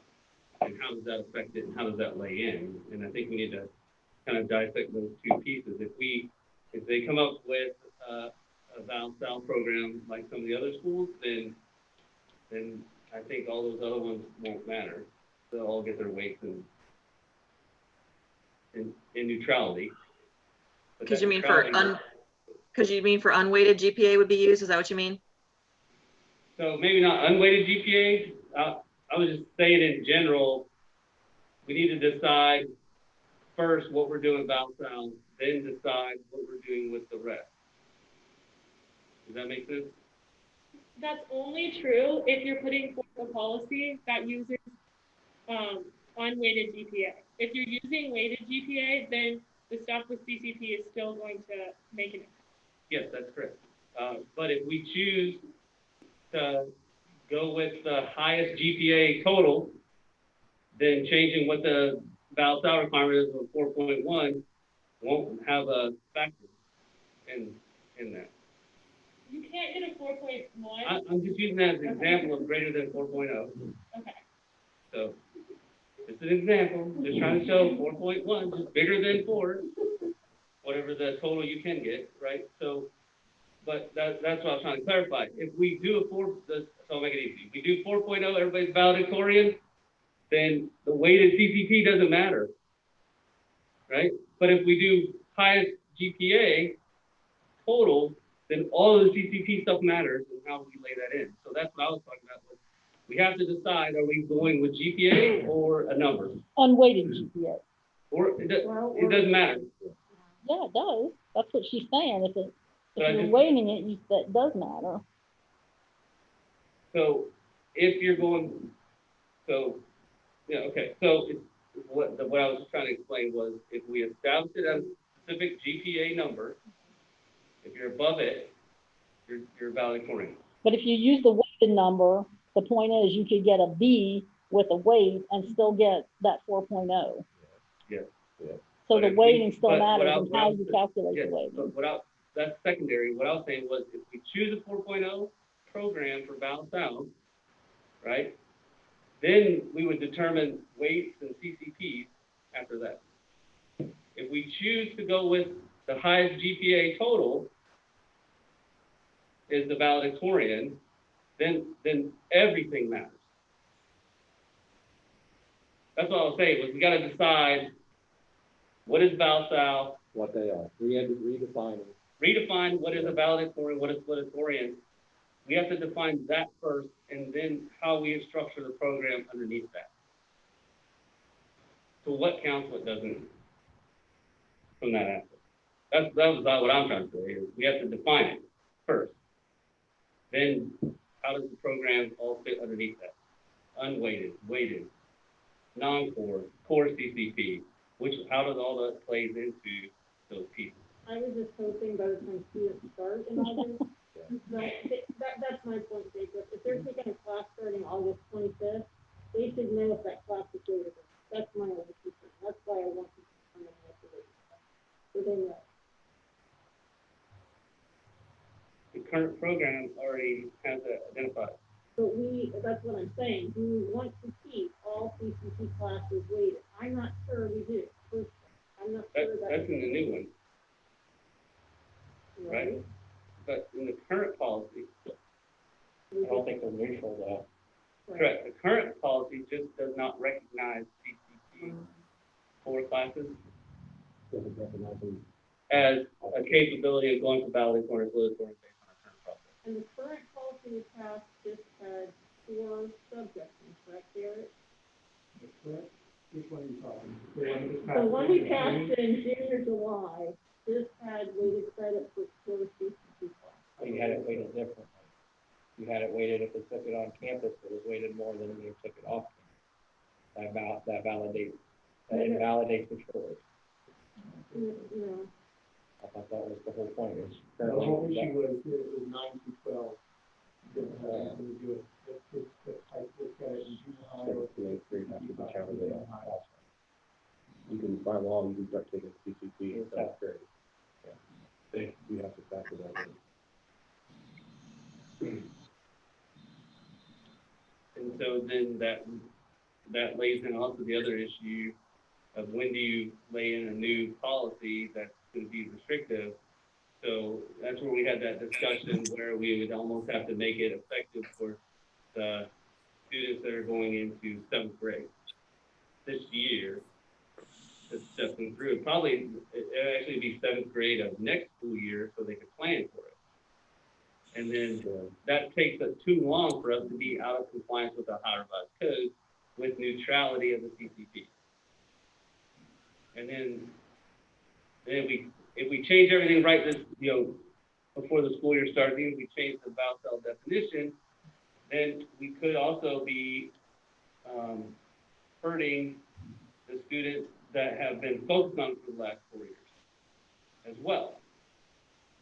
So there's that piece, right? So just like it feels like 90% of our decisions, there is no right answer that makes everybody happy, right? So we're always just even with as we go through the reopening plan, right? There's 47 different methodologies people have that they think we should do, but we have to come up with at least one decision. So in this, but we know this also matters, right? And I think that's why I think we need more discussion, because we gotta have it perfect, because this is our number one objective, is putting students first and developing programs to assist in their further education as they move through the program. So that's why I say that we should have a further discussion and work through the process. Can I chime in real quick? It's Molly Wiedemann. Yeah. Can you hear me? It sounds like from what everybody's saying that the unweighted system would probably be best to go with.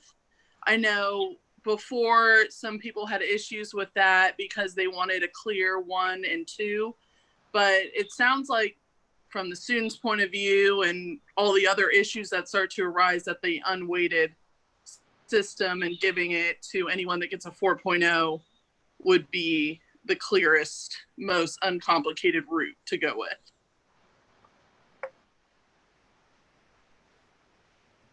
Okay, Myra? Ms. Lance? Maura. I agree with the unweighted system with Molly on that. Just to clarify, we do not currently use a GPA in the CUME if a course is taken in middle school. Those credits count toward the high school diploma, but those grades are not included in the queue. And then one other point of clarification would be in that subject area for CCP, if a student takes, say, an English course off campus, any English course is going to get the weight. Whereas if a student takes an English course on campus, the AP course gets the weight. So creative writing, for example, would not get weight. So I agree with Ms. Wiedemann that really the closest way to make it fair would be to just use an unweighted system. You're certainly going to get a lot of 4.0s, but you know, we have in this day and age, a school without walls. So not to discriminate against anyone's pathway, and you heard the students say it tonight that you know they've really had to focus highly on the Val-Sal rules and walk that line, and they've given up some of the courses they would have liked to have taken along the way. Thanks. John, this is Justin. Quick question for you. Sure. Is there anything in statute that requires that grades that are taken for College Credit Plus in middle school need to count towards GPA for Val-Sal? No, I think just as Mara said, you have options about taking them for credit for graduation purposes in core. And the college would have options to decide whether or not they want to take a seventh grader's accumulation for a college transcript. But no, there's no requirement, Justin, that they be the GPA. That applies to the colleges. How about here on campus? It's a good question. I think, Mara, you give them the option, don't you? For 7th and 8th graders, for if they're taking high school courses, they have the option of whether they want the grade or whether they want the accumulation, or you just saying that they're not getting the computation, just a letter grade, check the box.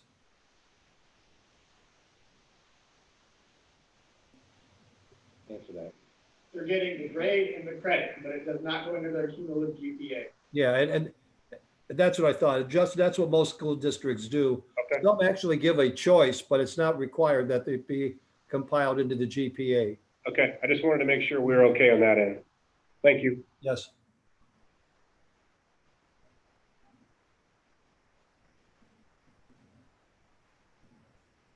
All right. So any further discussion with regards to having further discussion with the Val-Sal program so we can move forward for the night?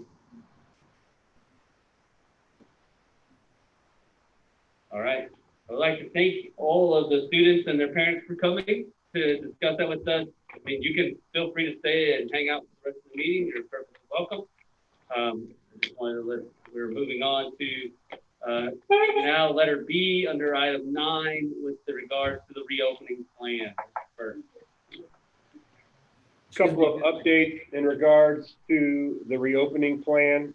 Several items have changed either from the Ohio Department of Health or the state of Ohio and the governor's office. In our original plan that was approved by Bethel Local Schools, Board of Education, one of the provisions within the plan indicated that students who were at home and sick had to be fever-free without medication for 72 hours. That has now since changed. The Ohio Department of Health has reduced that to 24 hours. So that plan or portion will need to be updated, which I'll take care of. The second item, which was released about 2 hours ago today, in our plan, provision-wise, indicated that students ages 10 years and up were required to wear a face mask. Governor DeWine today released that it now applies to students kindergarten age and up need to wear a face mask in school. So once again, those came from the state of Ohio and the health department, not Bethel Local Schools. Is that how you understood it? That's exactly correct. So we knew that we developed a plan, right? And that's, I think at the last meeting, I had the discussion point that we established A, B, and C and the parameters around those as our initial framework because we had to give parents what we were looking at to go back to school.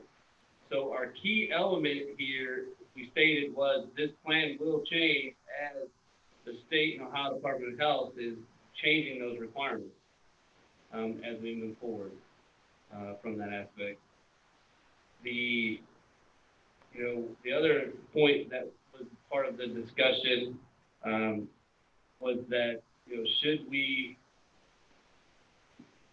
change A, B, and C, right? I think Ms. Mansfield had a discussion point of delaying the start of school or doing an online option, or if it would be best to add other options, for example, 50% at school, 50% at home, blah, blah, blah, back and forth. And I know that maybe one of the key factors that maybe a lot of the family and the parents may not have captured in one of our meetings was the reason that we came up with the ABC plan was what the feedback was that we got from parents when we asked for them to send their survey results in, right? But now some of the comments that we received back now is some of those parents would answer that survey different right now than how they answered it in June. Because things are different. Things are not what I think we all hope that the numbers would be very, very low. We wouldn't see community spread. It would be gone, something to that effect. And so, that's why we drove the ABC plan the way it is. And not doing the 50-50 split and detail cleaning in between. I think it's extremely difficult for us to ask our teachers to manage online students and in-classroom students at the same time. I mean, they're not experts in online education, they're experts at in-classroom education. And so that's why I was in agreement with how the in-classroom and how we were doing the C, which did not impact the teachers, trying to manage two different roles at the same time. We know that we put option B in there in the event of the state drives or the health department drives us to close the building or close the school based on what we're seeing with the virus spread in our community, that we had the option of that there would be a online portion with the current Bethel teacher with that class. Is that correct, Mr. Perch? Yes. And so they then knew, okay, if we send the kids to school, if I choose the A option, then I want 5 days a week of my child going to school, and if they close the school, what's going to happen? Well, then they go to option B. But we also knew that based on the survey results, that a lot of parents said, I would like an online option, and so we provided option C to start out the school year. So if you're leery about sending your kids to school right there in that first semester, then they could choose the online option for that first semester to see how is the school impacting the community, what's the community spread, if they have doubts, right, going forward. So that's why I think we didn't choose the option of delaying the start of school by 9 weeks like some school districts have done, because the parents that have the feeling that their kids shouldn't go right now, they have the option to then put them straight into an online program for the first semester, which would answer that issue that, our students, I don't feel comfortable sending my students to school right now because of how the community spread is. So I want the student, then they can choose to do the online portion right off the bat. And then at the end of that semester, then they can choose to do in-person or stay in the online. So that's kind of how I understood it. And I thought those were, some fairly decent options that kind of hits the whole plethora, right? It may not address maybe some of the other issues, right, associated with the plan. Like maybe teachers are concerned about starting school right now with the students in their class, but now with the new state mandate that K through 12 have to wear a mask, now we are now reducing the opportunity for exposure to the teachers as well for the in-person class. By reducing who comes into the building, getting rid of in-person family student of the month and changing it to a virtual student of the month program. We're reducing interaction with outside people from the community into the school, reducing transmission capability. So, I think we're there, but I wanted to have that discussion for those items that other board members might have. We do have a question on YouTube in regards to option C and AP classes, and I believe in our plan when we discussed it, it included all AP classes in the online program. Does not. Okay, so the online program does not include the AP classes. It's an option, but there'll be additional costs. For us to. So it's determining what's the district's price point and also what's your selection point as far as if you offer AP, then you have to offer it to all honor students. You have to offer it to all kids that want to take band and choir online, all kids that want to take phys ed online, all kids that want to take art online. So I can tell you the number of students that have signed up so far is 126 signatures signups out of a district of 1,700. If you look at what all of the county schools across the board are paying for option C, it's $185 per student for a seat license, $225 per course, and then if you add AP honors and all those additional ones, it's an additional $50 per course.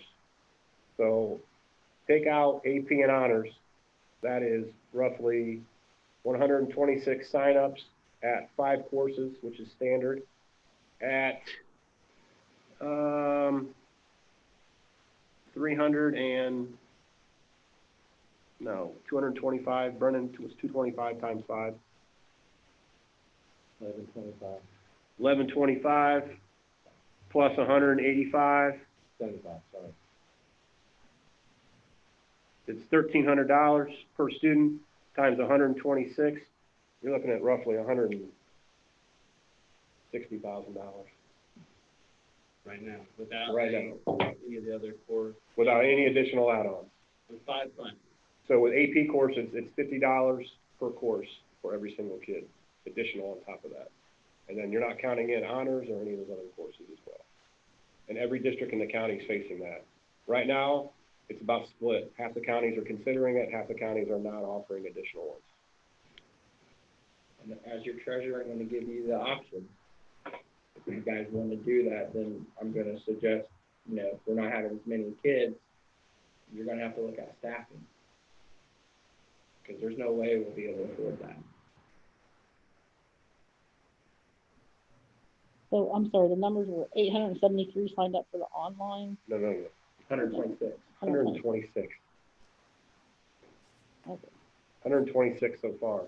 Now, my gut instinct tells me with the recent change with the mass K through 12, that might go up.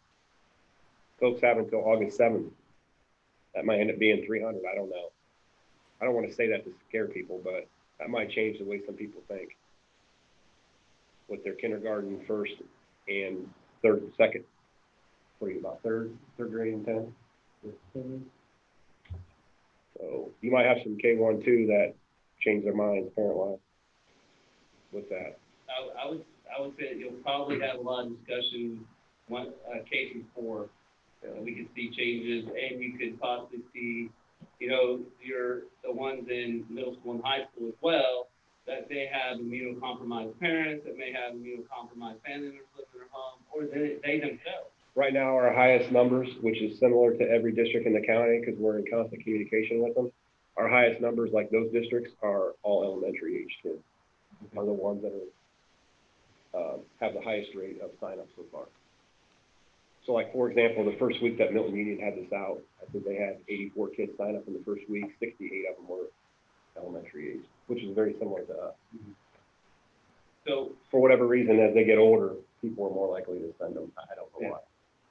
so are we required, I guess, if we offer the AP class in-house, are we required to offer the AP class online? No, that's why half the districts in the county are choosing not to. Because we don't offer band and choir, and we've actually had people that have expressed interest in just coming to school just for band or choir, but nothing else. Which is odd to me, that you would come for one period, but you wouldn't the rest of the day. Going on for years. Yeah, I know, but I'm saying for a pandemic reason. I mean, you're thinking like, I don't want to come here because I'm afraid of getting it, but I'm going to come here for band and choir for 45 minutes, which I could get it in there too. I get the whole come here for a day period thing. And I will say for the board members not familiar with AP, those classes are smaller anyway. I mean, what's the average attendance in an AP class? It depends on the class you're in, which one are fine, other times there's a lot of kids. This one is funny. So your risk is inherently lower in AP classes because the class size is more limited. I mean, hopefully it would be lower. Or the decision is, let me try the AP class online because it might be easier. So, right now, we so far have 161 registrations. We've received 35 today. So. And can you refresh my memory, how much money do we lose when a student like moves to another school or disenrolls? How much do we have to pay out as opposed to how much we get in? So what's our net loss? $6,000. Yeah, so we get in how much and then we pay out how much? So what's our net loss? I don't know how, it was like 3,000 because we were capped before they changed the formula. Yeah, so paying out what we're paying per student, we're still better off to try and retain the student, right? Oh, absolutely. But as your treasurer, I'm just saying, if you have more students online, you're not going to have students for teachers. That's the gist. If you have 20% of your staff kids go online, you're going to have to look. You're not going to be able to maintain it. Right. Yeah. Because if it becomes funding, I know you said 3.7, but you get a little wind that it may not be. And then this CARES money, it's specific. It's not, you can use it for whatever. Right. Right now, your basic package of 5 classes per kid at 161 kids is $209,300. Is that for the whole year? Or is that for one semester? For the whole year. For the whole year. So that buys you a seat license for the year. And then it's kids. $225 per course. Correct. And our recommendation was only 5, but you're going to have kids in high school that have 6 or 7. Right. You can offer more, but I'm just trying to offer an option for parents and also not break the backs of the district with this and building projects and negotiations and staffing with lower numbers potentially. There's a lot of things to take into consideration. It's probably not popular for me to say, but I need to say it, so put it out there. There's a lot of things to take into consideration.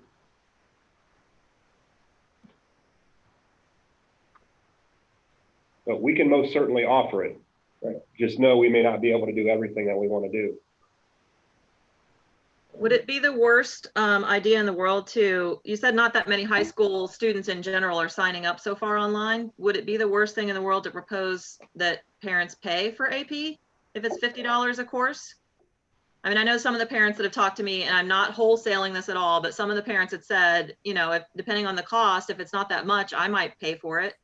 Like parents have said that to me. I think currently what some districts do is students essentially pay to take the test, which I think is like $85. Mm-hmm. that 90? 90, sorry, it's went up since I was the principal. $5. That is an option. But I don't know Brennan's why. I mean, how you gonna, I don't know. I mean, we have to talk to the EFC how they would bill that though. Like, No, they would, oh, I see what you're saying. Would they bill us to pay it? Yeah. To collect it from the bill to. That is an option. I mean, I think my biggest I'm not saying you concern can't is, offer AP, I'm just saying yeah, part of what we do too is also to provide what we can while also not breaking the back of the district. sure, for sure. We have a lot of students, I think that, say coming up on sophomore year, maybe they didn't have a lot of confidence as a student in general, and they take a class and all of a sudden their teacher says, you know what, you really have a knack for this. I think you should take like AP US history. And all of a sudden this kid is like filled with this confidence in their ability and they're all psyched up about it. And then maybe something happens like COVID, and then all of a sudden they're like, oh, what do you mean I can't take my AP class? When, it's like this learning opportunity feels like it's kind of lost for that student when we were the ones who recommended it and got them psyched up about it. And so when it's a teacher recommendation, I feel especially compelled to try and follow through on that. Okay. And a lot of AP classes do come from teacher recommendation. So, that's why it bothers me more than say an arts class or something like that, because it's an academic level, like a differentiation kind of situation. It's like differentiating your class, I have no issue with that, and obviously I'll do as a directive of you folks, but the devil's advocate in me would say, where do you stop it? Do you just do it for AP? Because then I'm afraid that you're gonna have people that are gonna call me up and ask about honors. Because honors is differentiated from general ed too. So do we offer honors in addition to AP? And then I guess why aren't you offering music? I'm just asking. Band? I'm not trying to be argumentative. I'm just trying to bring forth the conversation so I have answers for people. So, I mean, I guess These my are all question. things in the FAQs that I've been putting out that I haven't answered because I wanted to have this conversation tonight before I gave them an answer. I mean, my question would be, are we not? Because I mean, I know my son's enrolled in honors English for this year, and I didn't know he wasn't going to get that. So that would be a question. Well, I didn't see that one come out yet. So, I mean, as far as what is he enrolled in? Is he enrolled in option A or C? C. Okay. Well, that's going to need to be discussed. Yeah. Because these are things that come up that, I mean, I feel like we have a pretty decent plan, but it was hard to think about everything. Yeah, no, for sure. I think when we first said that wasn't my intent to leave things out, AP Yeah. got brought up. I hadn't thought about that. And then honors got brought up today. And it's just like, man, I feel like I got a handle on it. And then more things get brought up and we got to figure it out. That's just part of it. So. I think too, right? So, I mean, here again, right? 90% of the time our decisions are, no right or wrong. They're both wrong. But is, balancing, right, the online from pandemic, and still managing our staff as well. So, we really got to look at that, because if we maintain all of the teachers and everything we want on CCP or in the online program, we could put ourselves into a serious financial issue, as well as have teachers with no students in class. So just to throw it out there, there was an option that was discussed that I think people were taking a wait and see approach on. If you would get to a point where you may not need full staffing because of enrollment numbers on option C, you could reassign those teachers to be the supervisor of that online course, and then you would save essentially the $185 every student, because $185 is basically paying for the ESC teacher to do it. Whereas if you only needed 4 sections of 5th grade instead of 5, you would use that 5th teacher based on seniority list to cover that online, whatever it is, elementary. They'd still be employed by Bethel, and you cut out that $185 for every single kid. So that's a great option. That's what I think it's been talked about, because people were trying to see how many people were going to sign up before we had to have And I haven't had those conversations yet with teachers or union because we haven't got there even. The enrollment's still open until the 7th. Yeah. So When does that have to be decided what? if we wanted to supply a Bethel teacher to be the, I mean, the company has essentially said, the school's PLP is to get us your list as soon as possible. Let us know if you're using our teachers or if you're using your own teachers. How are they gonna have the teachers hired? yeah, that's what I mean. I'm asking because everybody in the nation is facing this. I know not your problem, but it is. Well, no, that's why I was asking about the They've deadline. assured because- us they were gonna have everything in place. So, I know, it's a concern. Just a lot of things to consider. And I wish I had all the answers, but I just don't. So one of the things that we'll, I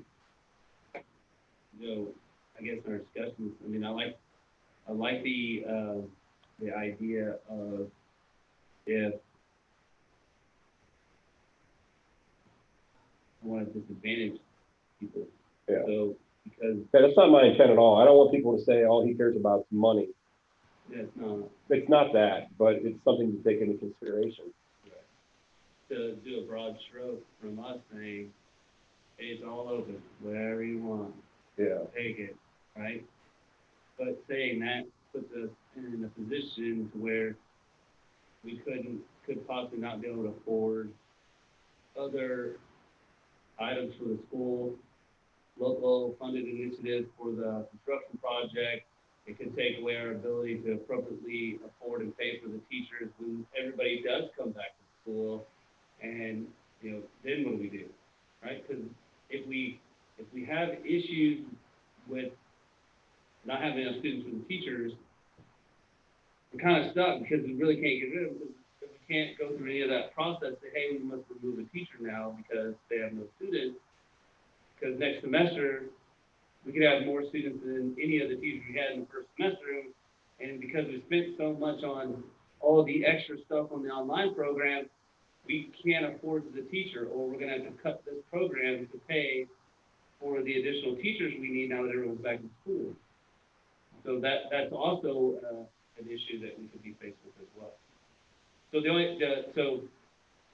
there's the option of saying that if you want to take any honors, any AP, or any additional other than the 5 core classes, then the family, the parents would have to pay for that out of pocket. I mean, there's that option.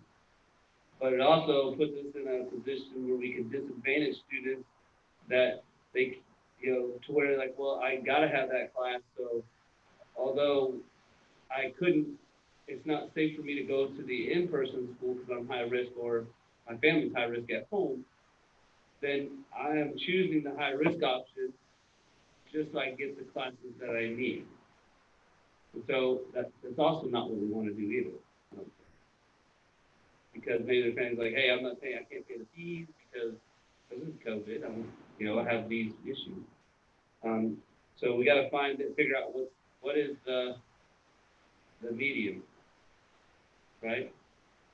You probably can't do that though until you have the numbers, because you said there's 161 people signed up for online. Is that total or is that elementary? That's just total. That's total. That's total district-wide. Right now, So- we have about enrollment of 1,700.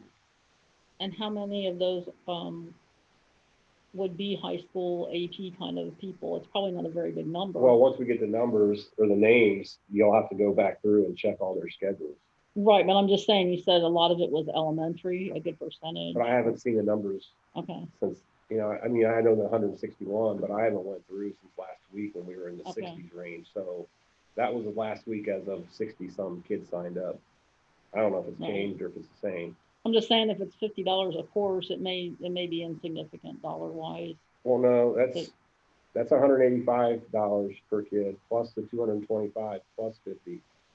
You still pay the same amount.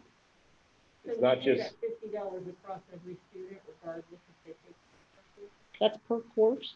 okay. So let me explain this again.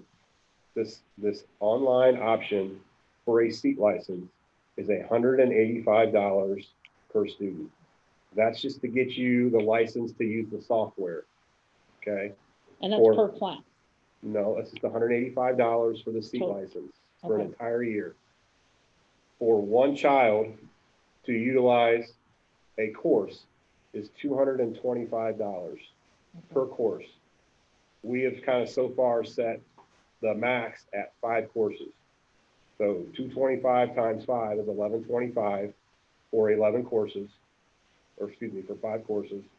You then add in your 185, which gets you $1,300, correct?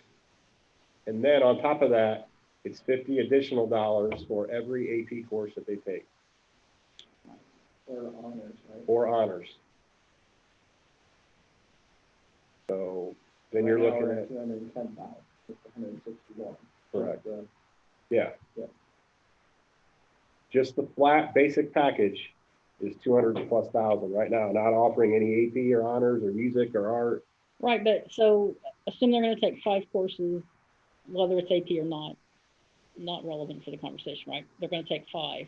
Okay. So what I'm saying is if you did offer AP, it's only another $50 for that one course or for each AP course, right? It's $50 for each AP course for every single kid. So the difference though is the $50. It's not the whole amount because already the student's gonna be taking Correct. courses. But So I'm saying that. I can't speak on it, but a lot of times your kids take 2 or 3, and Right. if you got, 30 kids. just saying. Usually, juniors and seniors are gonna take 4 to 5. That's another $250 For every kid. for each kid. Right, that's what I'm saying, you have to Yeah. know the number of kids before you can say. Yeah, that's is why it- I can just is give it you a the flat rate. significant amount or I just not? want to make people aware of the cost. Right, no, So I you're, agree. so you're not sticker shock. Yep, I got you. When Brennan does that appropriation, and you're saying, what's this for? Well, we're gonna say that anyhow. Well, I know, but I will say, I can't speak for all parents, but I know that when you said that online people wouldn't pay any school fees, I was sort of surprised by that. I kind of expected we'd still pay some kind of a school fee, although I figured they'd be adjusted in some level and in some way. I in no respect expected that Plan C folks would not pay any school fee at all. So well, we can discuss that maybe. yeah, most of our school fees though are typically for That's a workbook. the workbooks. They won't be getting that stuff with this. Absolutely, but this is an exceptional kind of a situation, Yeah, right? no, I'm not arguing with you. I'm just saying that's what every district in the county has said, and Mhm. we're providing it so people don't not choose us. Absolutely, absolutely. But again, I'm just thinking again for the AP and the Yeah. honors, I think that And folks would be that's- like, that's well, why I'm not paying. That's their option. If they want to take the AP, they need to pay for it. Yeah, So essentially to those, and I know you're talking about, and I get the other side of, you don't want to be discriminatory for those that can't afford it, but So do we, what's the line you want to get to where it's, Right. the district's paid what we can pay, and here's our standard package, and then if you want more, you're gonna have to help out. so where does the state money for these kids land? Do we not get it? We do get We it get it, because they're still our students. This is why you're providing this option, so they don't withdraw and go to K-12 or Ohio Virtual Academy or somewhere else where they withdraw and they're not your student and you lose all their state funding. This is a temporary solution Right, no, I to understand. hopefully not a long-term problem, so that people stay here at Bethel. Huh? Hopefully it's supposed to be here. Yeah, I know, but we don't want people to not choose you and withdraw, Right, I agree. so. I was just asking where that money was. Because I don't want them to leave and then maybe not come back. And then if they leave and go to a virtual academy, you're still looking at staffing issues, whether kids leave or not. And And lose more because then. Yeah, and you're losing funding because you're not getting the dollars. Should be community school. and where we're running into the issue then is we're only receiving, we're receiving the, not the funding like everybody else does, I would say, right? Because we're a cap district when they went into this process, but now we're paying the additional $1,000+, $1,000+ for this student, as well as utilizing that state funding to pay also for the teachers. We're getting the same amount of money that paying for 2 teachers. Yeah, you're right. Yeah, exactly right. Yeah.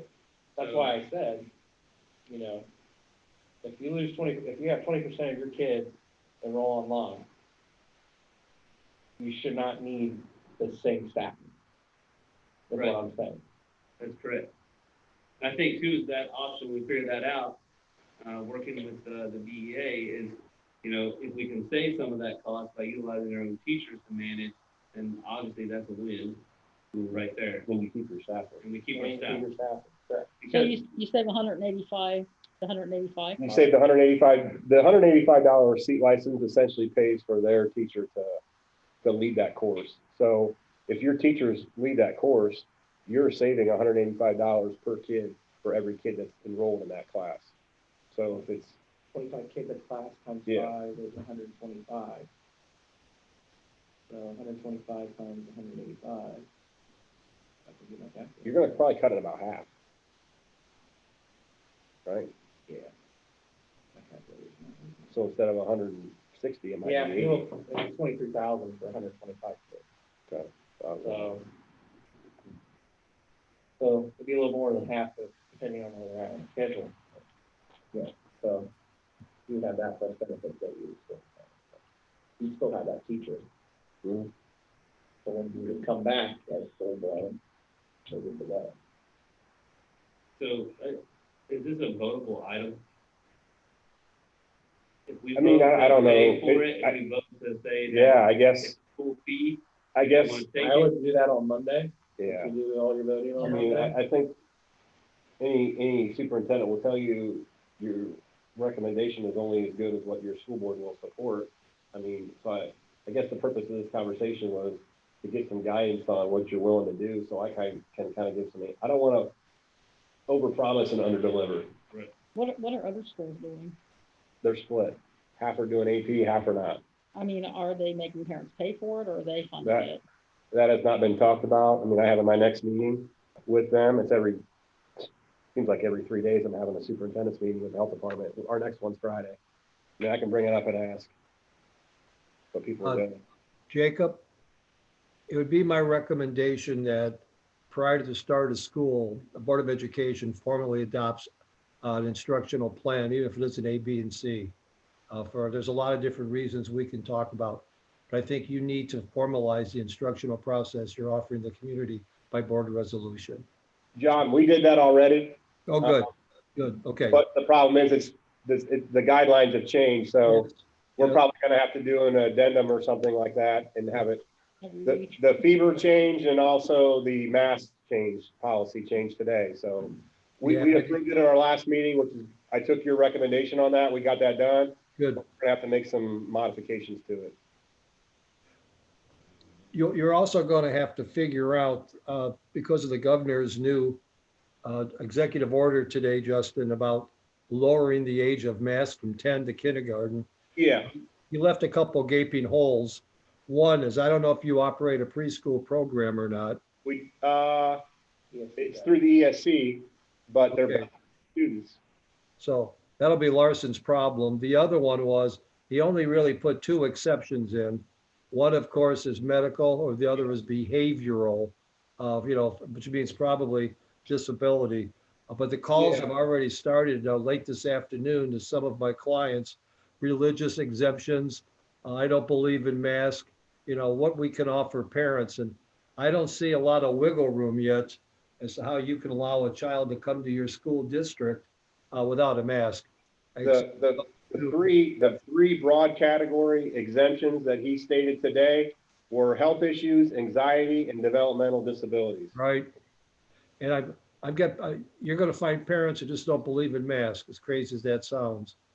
So again, another reason the Board of Education needs to adopt the policy consistent with whatever the governor is going to say, that we are going to require masks K through 12, except for the exceptions outlined in the executive order. We'll have that on, yeah. You have to do that Monday. We'll have to have that Monday. I'll probably give you another call tomorrow, believe it or not. Great. Have you work with me on a policy to give to them so they can review it before the meeting on Monday. You may want to wait till Thursday afternoon to see if the governor does anything else miraculously at his Thursday orders. You moved up to number 1 on my speed dial. Oh, not to prolong your meeting, but there's a certain amount of pushback from parents that are resisting. I get a better educational benefit if I come to school. than if I stay home and remote learning. So we'll want to be careful that the curriculum offerings for students doesn't vary greatly, whether they come to school or whether they stay home. If, for example, you intend to offer AP English at your high school, if you come to school, then you're going to have a problem, in my opinion, charging parents if they want AP English by taking a remote program. So you're going to want to have some equal consistency there in terms of your instructional offering, so that a parent doesn't feel, in my opinion, that he or she is being forced into a decision or getting a second degree curriculum offering by remote learning. That push is already starting as districts like yourselves try to sort out how we can offer a full curriculum remotely. That's wonderful news. Thank you. Is that true for like music and, you know, band and choir and the other things that? It's, you know, the rules haven't changed, Julie. It's equal access. You know, and that's a constitutional mandate. If you're allowing, you know, if you're having fourth grade band, you're not going to be able to tell a child who wants remote construction, he or she, like Justin said earlier, is going to have the opportunity to come in for band. So it's not really going to be an all or nothing. Yeah, they can still, so we're okay as far as we offer it at school, they could come in and take that, correct? Yes, exactly. So, In a similar fashion, it would be the AP calculus also.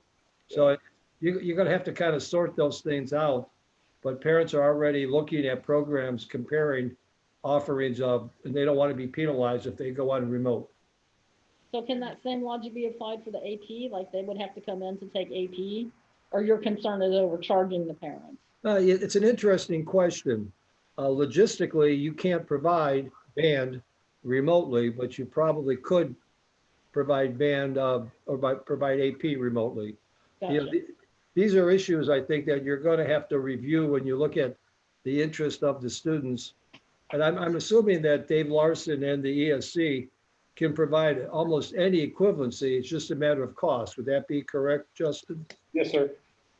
So then it determines whether or not you want to go through the process of charging a parent to take AP Calc at the ESC when they could take AP Calc for free if they attended your high school. That's a decision you're going to have to weigh as we get closer to the school year. I'd That say makes we it look very for the- clear that out of the 5 courses, you know, we have to offer the same courses, that if we offer AP English in school, then we have to offer it online. Yeah, I think that's a conservative but accurate statement. You know, there may be some possible deviations there, but not many. So, John, if we said we offer 8 classes, let's say for high school, 7, but we're only offering 5 online, is that okay?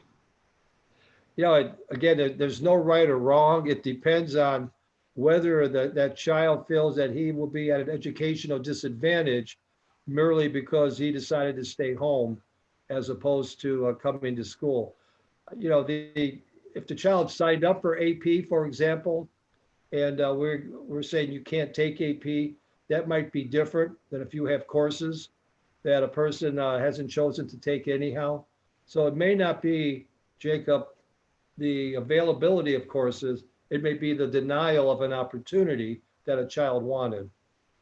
You know, you could have 4th year Latin, you know, at your high school, and if nobody remotely wants it, it's not a big issue. But particularly, we talked earlier about the Val Sal, you know, and if you are going to give weighted grades, you know, you want to be careful that we're not denying some of your high school students the opportunity to take AP courses and then turn around and say, well, you've lost the opportunity for Val Sal or GPA ranking unless you want to pay for it. Those are sort of things I think that might get us in trouble. So your good deed of offering an online and staying Bethel is the Yeah, I mean, again, offer them online, Julie, is an equivalency, and that should be fine. Right, but if we didn't have that option altogether to stay a Bethel student and be online, then we wouldn't be in this predicament. right? They could go elsewhere, but we wouldn't have anything to do with it then. That's correct. Probably. But I think it does terrible for our. No, I'm not saying get rid of it. I'm just saying though, that you might have lawsuits and everything like he's saying, that could be the no good deed goes unpunished option. Correct. We might just have to bite You know, down here. it may very well be a matter of priority. You know, in other words, there may be some courses that are not offered without a penalty to students. But I think given a choice of what you can afford, you may want to seriously consider AP offering those to students if they signed up for them and, you know, they intended to take them, so they're not penalized unless they pay. And even if you go the pay route, obviously you have to take into consideration the economic situation of a family in terms of disadvantage and whether or not you can even charge them based on the poverty levels and other federal guidelines. It's a sticky situation, Justin. I know you're working on it hard to try to make this work. Well, I'm glad you're still on, and I think you laid out there what we need to go look at with regards to AP classes and the curriculum criteria for equal opportunity. Yeah, pretty much. Particularly with your new Valsal policy, which I know you're all excited about revising. Yeah, I actually am excited about that, revising that, just because I think it's gonna establish a better program than what we've had. All right. Any other, John, one more question. Is there anything else legally we need to do with COVID to inform people there's risk or anything like that who are returning to school? It was in our plan.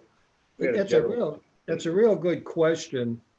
Some of my treasurers have contacted their insurance company to get some sort of idea as to what happens in the event that there are issues coming.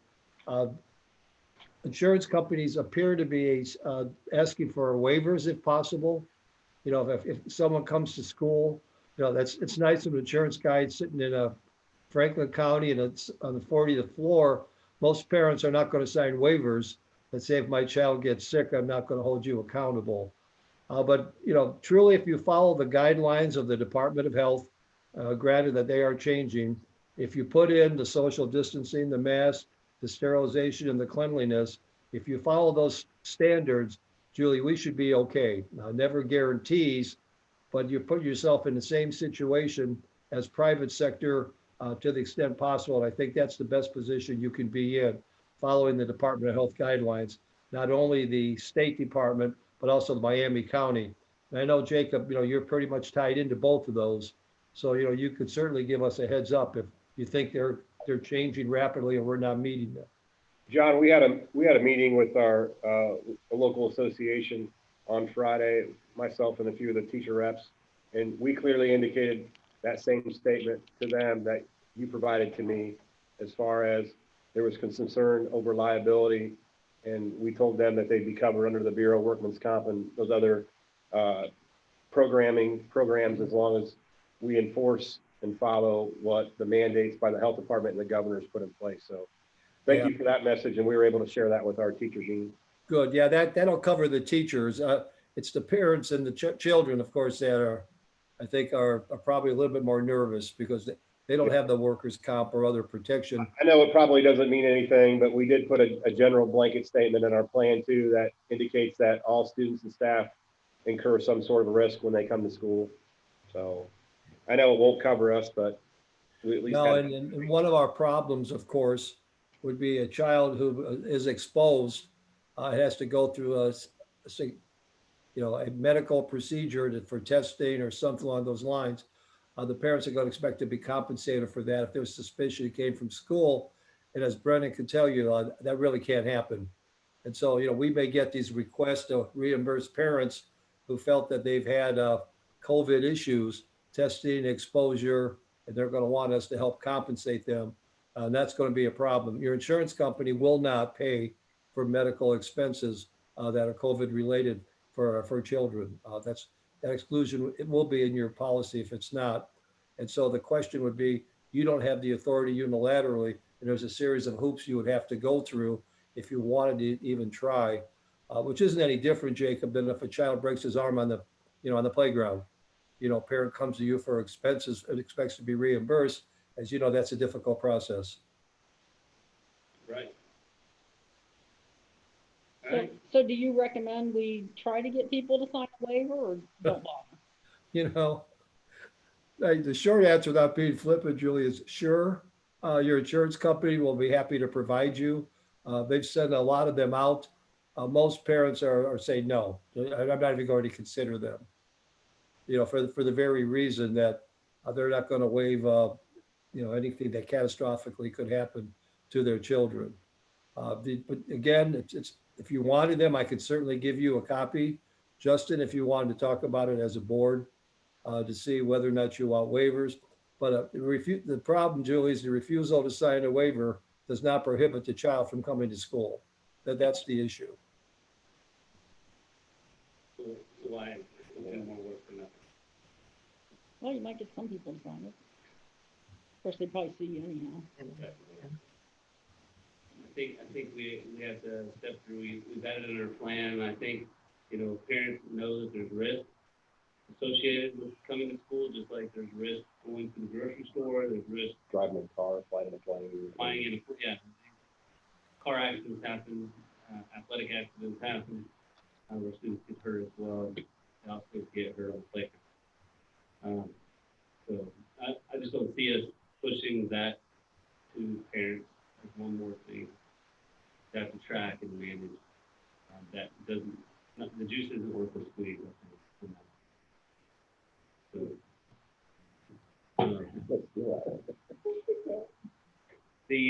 So thank you, Mr. Bergersky, for all that. It really actually helps and helps identify what we need to do in our option C. So we will see what you guys come up with and what comes out of the future needs that Justin has. If we can make a decision on those at our next board meeting on Monday, then we will. If we can't, then we'll make a decision before school starts in the special meeting. And if I can just ask quickly, Mr. Ferks, Justin? Yeah. When you met with BEA folks last week, did they indicate that they're going to be like totally ready to roll by the 25th, or did they need more time to get ready to go? Like, what are their thoughts there? They didn't bring that up at all. So okay. We had a predetermined set of questions that we went through, and they kind of steered the direction of the conversation. I simply was there to listen and have conversations and provide responses and work with them, and that was not brought up on their end at all. Okay, so they're just more concerned about the logistics and things, I guess. Yeah, logistics, and how are we going to handle a student that doesn't wear a mask or refuses to wear one, and how are we going to handle parent-teacher conferences? And I've kind of told them a lot of those things are going to be in discussions with building level administrators, and parent-teacher conferences is a way off. So we're going to kind of figure those things out as we get closer. They were concerned about not having open house or teacher comp day, those kind of things. They typed up a series of minutes that they shared out with the staff. I can share it out with you guys as well, the questions that we addressed. We probably went through, I don't know, 30 questions maybe in 3.5 hours. So I can share the minutes with you and you can kind of see what we talked about. Okay.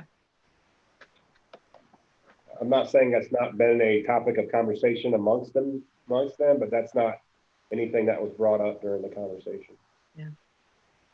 Well, I know you have some extensive training plan for them about how it's going to work with class changes and cleaning between classes and all that sort of thing. So yeah, I'm sure you have it in hand. I just know that some of that training is going to take some time and figuring out the logistics of how that's going to work and all that. So I just met for a couple hours today with Mrs. Tricia Moore, school nurse, and Mrs. Heather Kemper, new school nurse, and they are already in the process of putting together those kind of presentations from the staff training during in-service. So it's nice to have those resources on campus, and I don't have to necessarily go out and secure help from the outside.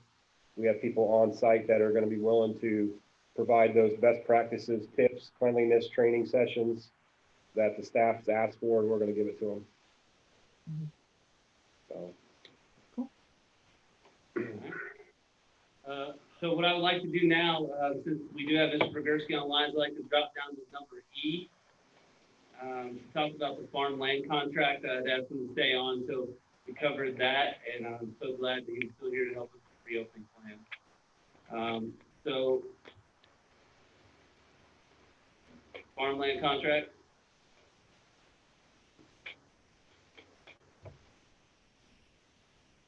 I sent you guys the updated contract, since the current one for the farmer that's farming it is to expire in December. Obviously, we have a master facility plan going on, so the acreage obviously will most likely change. So the comments I got back were do 1 year, which I modified to do that, as well as another question was about the acreage. Right now, it's kind of hard to have a set acreage amount, so I just used the same acreage as the last time. There's a clause in there as of March 31st, we can terminate the contract or we can modify it. So at that time, I would say we would hope to have a more generalization of how many acres the first phase one would be used, and then at that time, we would let we would modify it and redo it to state the actual acreage for the contract.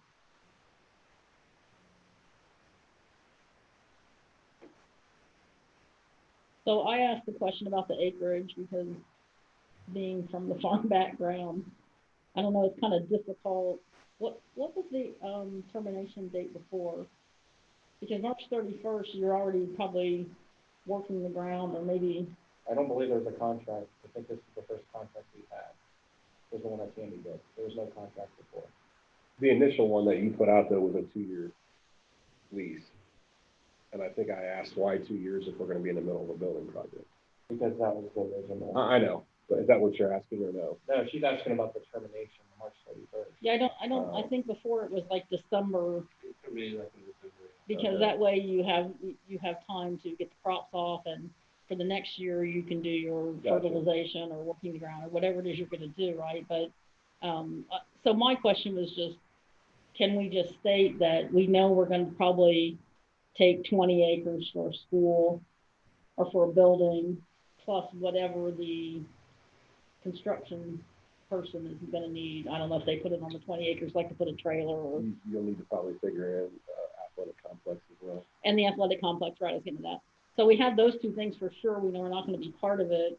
Can we just tell him, you know, it's not going to be 80 acres, that it's going to be. Well, it says 80 acres more or less too, so. It doesn't. Yeah, but the more or less means it's not exactly 80. It's 80 point something, 79. And some of it isn't really tillable. So the 80 more or less is to cover that. It didn't mean 40 acres less. Well, but we'll only have to hopefully take care of the athletic complex right now. Hopefully Yeah. we get crops. Best case scenario, if everything works out how we anticipate, you potentially should be looking at having shovels in the ground for a new building next summer or late next summer. Okay. Which means you couldn't farm that But ground. that's best case scenario. So I mean, once again, I keep saying under promise and over deliver, but that's kind of coming from our architects right now. But it may be fall too, so I don't know. But I mean, he may not want to plant crops on something that he knows is going to get destroyed, because you got to give him until probably October, at least November, to get the crops off, because you don't know what the weather's going to be like, and you know, that year. So I don't know. I just thought maybe we should just be clear with him up front that it's not going to be 80 acres. Oh, he already knows that. He knows about the master facility. He absolutely knows that. He just wanted to know where you guys stand. So why can't we just write the contract then to say that? To say it'll be whatever acres are left. Can we do that, John? I don't know. You know, if you know the footprint of the property, absolutely. If you don't, or if you don't know the footprint of your new building design, you know, I think one of our jobs, Brennan, yours and mine, is to protect the flexibility of the school district. You know, I mean, it's not the deference to the person farming the land, but I think you need to preserve all options available, depending on what your architects tell you for the use of the property. As the way that you and I wrote the draft, certainly it implies that we have discussions with the farmer as we go along. There'd be no reason to blindside him by March 31st if he's trying to do spring planting or any sort of situations. As Julie, it becomes known what the footprint of our new facilities will be in our, you know, the amount of that's current plus 88 acres we need. We would certainly inform that person prior to that point in time. But I don't know that you want to restrict or box us in with a specific number of acres until your architects tell you what it is that he or she thinks you're going to need. So I think flexibility for the building project, I think when we put this together, was our highest priority, informing the farmer as we go along as to, you know, where we are, so he can make some plans regarding moving forward with crops, rotating, tilling. But listen to me with all the terms of farming. I think I'm done there. I think that's all I the agree. terms I know. I agree with you totally on the flexibility, but so I just don't understand why. I mean, why do we need to know the specific acres? Why can't we just say it's going to be something less than 80, and you know, here's why? Or Well, I think that's what it says, Julie. You know, it's the, you know, plus or minus 80 acres. I don't know that you can tell him it's going to be 70, 65, 60, or even 50 right now until you get more feedback from the architect. You can delay the contract if he's willing to, you know, to go ahead and commit until you get that information. And then as we get further in, we could certainly offer him a contract, or we could give him a contract subject to amendment as soon as you get intelligence from the architect as to what it looks like. Right now, I think, again, the obligation is to preserve as much flexibility for the school board. So you're not in any way hamstrung by what direction you want to go with facilities. It's possible, Julie, it's possible they do an environmental study and where we think something's going to occur may not occur. And, you know, you may have to take a fair amount, even more so than currently we think. Instead of a corner, you may have to take a portion. Or if there's something underneath, or if it's an EPA or something along those lines, you may have to go in a completely different direction with your footprint for facilities. So no, I agree. It just seemed kind of strange to me to write a contract that we know we're going to break by March 31st. Well, yeah, the option is no contract. It's kind of hard, you know, we need to preserve you the option to break that contract for the reasons we just talked about. It doesn't make a lot of sense to put a binding contract in place that binds you as a school board when you find yourself next spring in a situation where you're going to be sorry that we did that. No, I'm in agreement with you. I just don't understand why we just can't write it to say it's going to be whatever acres are determined at that time. Well, we could do that. In fact, you know, that's really what plus or minus 80 acres means. Well, I'm telling you, that's not what that meant when it was originally written. It meant that it's around 80 acres. You know, if you have an idea now that, you know, that you think you can finite that number, there's no reason you can't include it.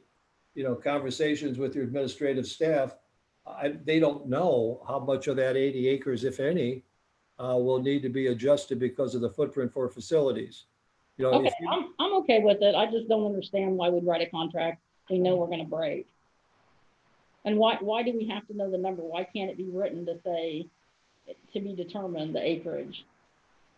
Well, that's really the same thing. A contract to be determined isn't really a contract.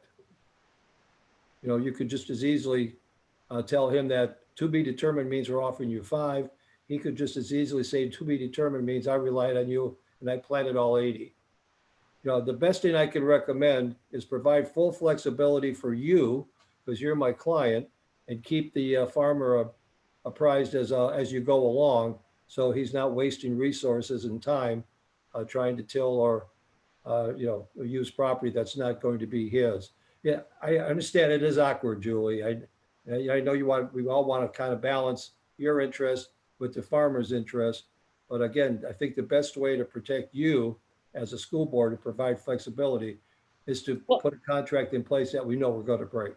Yeah, I agree with you. I'm not balancing it with the farmer's interest because I don't care, but I know that farmers sue. And when they sue for everything, wear and tear on the tractors, fertilizer, their time. I mean, it's an interesting lawsuit, if you will. So, yeah, I just didn't understand writing the contract that we know we're going to break.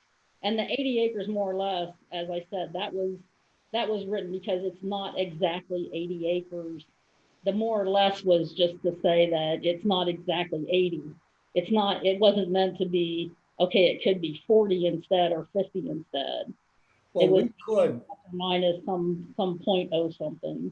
If you can get, Julie, a preliminary number of what we call safe acreage, we could give him a contract, for the back 40, so to speak, and leave the 40 acres adjacent or closest to our school property that we will allow him at his risk to till.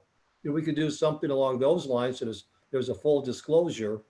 But if you don't know how many of those 80 acres you want, you're going to need to preserve that. If you want to give him a contract for 40, that you're not going to use, well, you could certainly do that if you think that makes more sense. No, we don't know the number and we don't know where. That's what I'm saying. I would say that, the idea of the contract to me was that if we're going to allow somebody to farm it, it's going to be you, but it could only be 50 acres. That's what I was thinking for the contract, because that way he knows it's going to be him, but we don't know if it's going to be 30 acres, 50 acres, 70 acres. We just don't know that. And we don't know which of the, where it's going to be in the location. So is it safe for us to say that we'll know what that is by 1 January?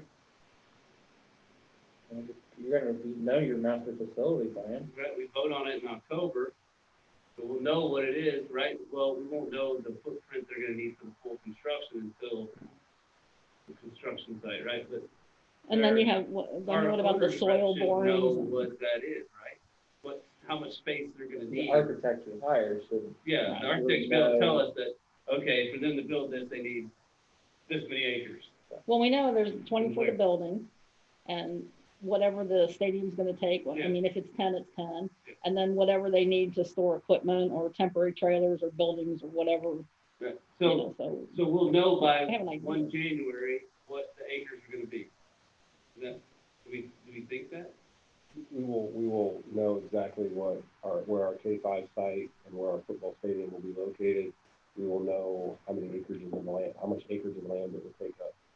We will know that probably by the end of the summer, when your master facilities plan is submitted to the state for consideration. So between now and September 1, I think I sent you an email today with all those options from other borders. Right. We're going to have to make a decision. We can't mull over it and stew over it for months at a time. I mean, so doesn't our current contract, when does our current contract expire? Into this year. In December?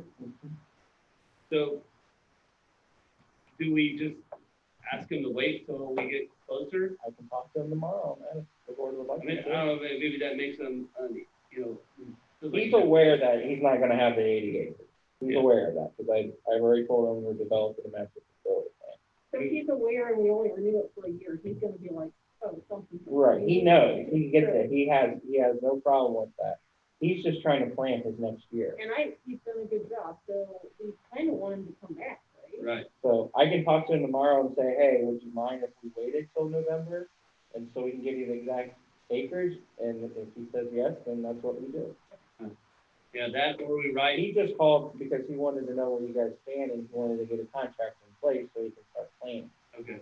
And so I say that, our intent is to maintain our continued contract with him.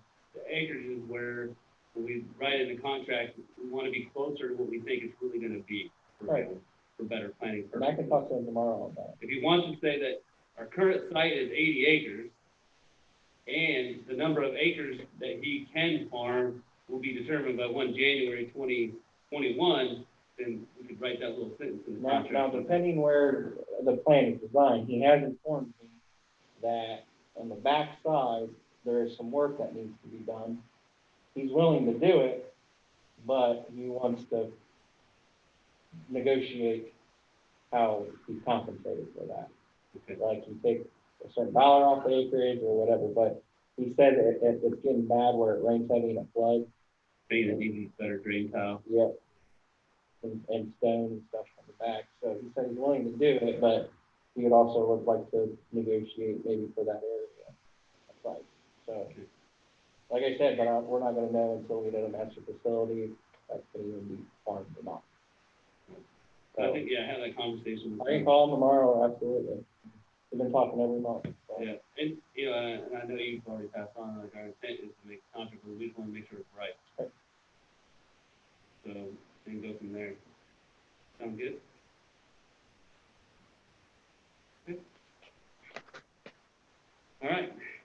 Thank you, Mr. Pogerski. Well, thank you. Enjoy the rest of your meeting. I appreciate the opportunity. Justin, Brendan, we'll be in touch. All right. Sure, I'll talk to you tomorrow. Okay, bye, everybody. Every day. Stay safe. Called you You more too. than, Thank you, sir. called you more than 9 months, and I called our attorney in 5 years. Okay. So let's jump back to letter C, facility update. Yeah, is that in regards to Levin Porter, or are you looking more at modulars or everything, or what do you guys want there, I guess? I think a quick rundown about the modulars first. Okay, the units have been set. The gentleman's gonna be on site this week to start pouring the concrete sidewalk that ties in the units to the existing sidewalk. Personnel have been on site and they are beginning to put around the skirting around the outside, the bottom. They're also doing all of the, I guess, addressing the seams within the units. And I would fully anticipate that staff will be beginning to be able to be moved in starting next week sometime. There's one still out in the parking lot. They brought an extra one. Oh. They need to haul it back. Okay. They brought 10, we only needed 9. So. I was wondering that. I think it was a wrong unit. Wrong unit. Yeah, it had an additional restroom in it, which they hooked up and then had to go back and take it out and put the other one in. So that's on them, not on us. So I called them today and said, when's I get out of here? But it'll be soon. Facilities, Levin Porter will be on campus for our meeting in regards to facility meeting and giving an update. They'll go through that slide presentation that I shared with the board in regards to all of the options with facilities and what we need to look at for master facilities planning. Cleaning crew's done a great job this summer. They're wrapping things up here. The building's ready to rock and roll. We have a few areas that still need the choir room needs to be floors done still. They're doing some painting in there and some replacement of ceiling tile as well in some of the back rooms. But besides that, the facility looks great and the crew's done a great job of getting it clean. I would second that. It's awesome. Crew has been tremendous. Yeah. It's probably, as a collective group, that's probably one of the best things we've done with bringing those folks back inside. Absolutely. I think. And then just having the staff members be able to help out those that did this summer. Yes. They take a lot of pride in making sure they're Building a relationship too now, too. Yeah. Awesome to see. It's been good. And how many students did we end up hiring? We ended up having 3 students. We had Ryan Santo, Nick Schmidt, and Cole Brennan. Done a good job. They've mostly been outside, but when our heavy shipments come in that weigh a lot, they do the lifting crew. So that's part of being young backs, right? And then we're also looking at, as a work program, a couple of them possibly working during their free period here at school during the day. Outside help. So they get their work study. Mr. Swope's going to work on their application. So it's either losing to work elsewhere or maybe they like working outside with Mr. Goins. They can work here on campus and help with mowing, trimming, weeds. It's a good program for them.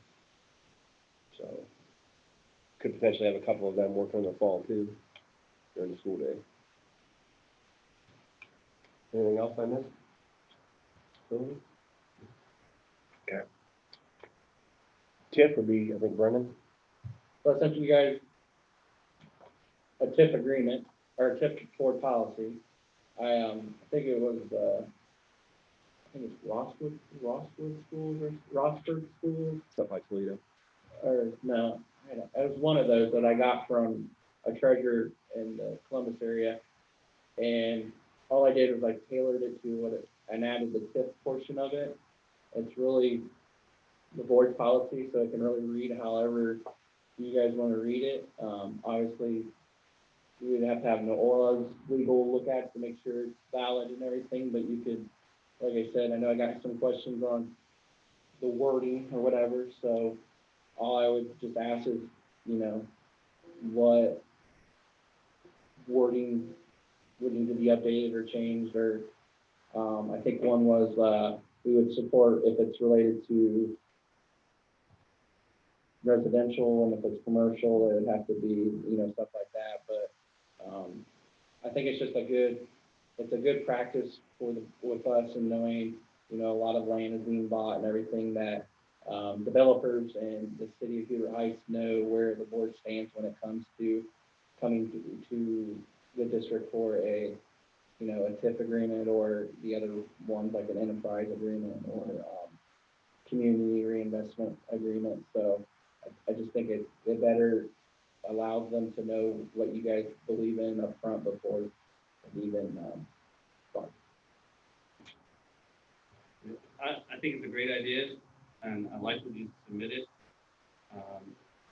But I don't know the opinion of the rest of the board, so whether we want to have that on Monday's agenda. Well, so the only question I had was, I asked the question about the 75%, I think it was 75%. If it's 75%. That we have to accept it. Yep. So, I mean, I thought the idea of having this policy was to kind of let people know that we want that to be 100%. So. Well, 75% is 75% not taxed.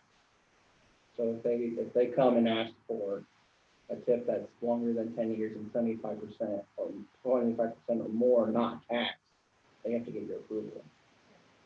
Or that's why I'm saying, like, you say no, then you negotiate, hey, that's how the last TIF was, is we want 100%. Us only, school district, we want 100% as if what we receive it as taxes. When you see that 75%, that's 75% not taxed. It's a reduction. But, okay. So I guess I'm a little confused, because does that mean that they can come to us and say,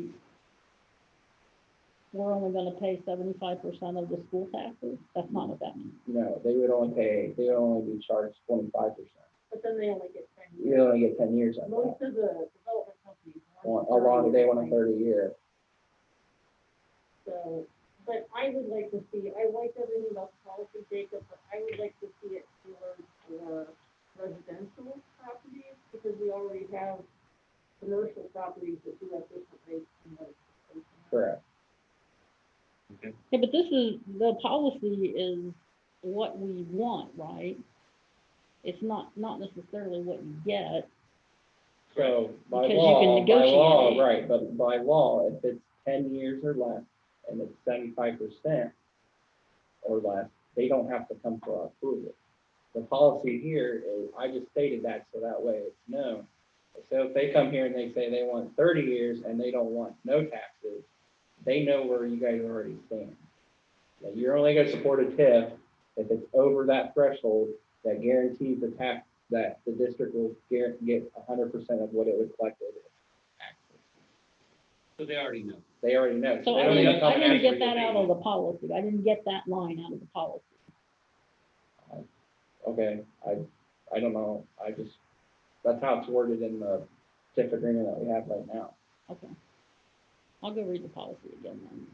I was confused by the 75%. I'm just saying on the policy, that way, people that go look at your board policy, you guys are aware that if it's 10 years or less and 75% or less, the city doesn't have to come for us for approval, they can already approve it. But typically, you see 30-year TIF. And typically you see that they want 100%, no tax at all. So that's when, if they would have to come for your approval, you would say, well, our board policy says we only support so-and-so if it's not, if it requires our approval. So they already know that if it's not within what you guys have as your policy, they know you're gonna decline.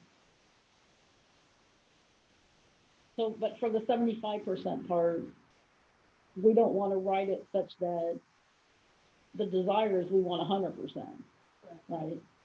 So why would we not write the policy this? I know they don't have to come to us. I did write it as 100%. Yeah. But I'm just stating your policy, you have to state by law.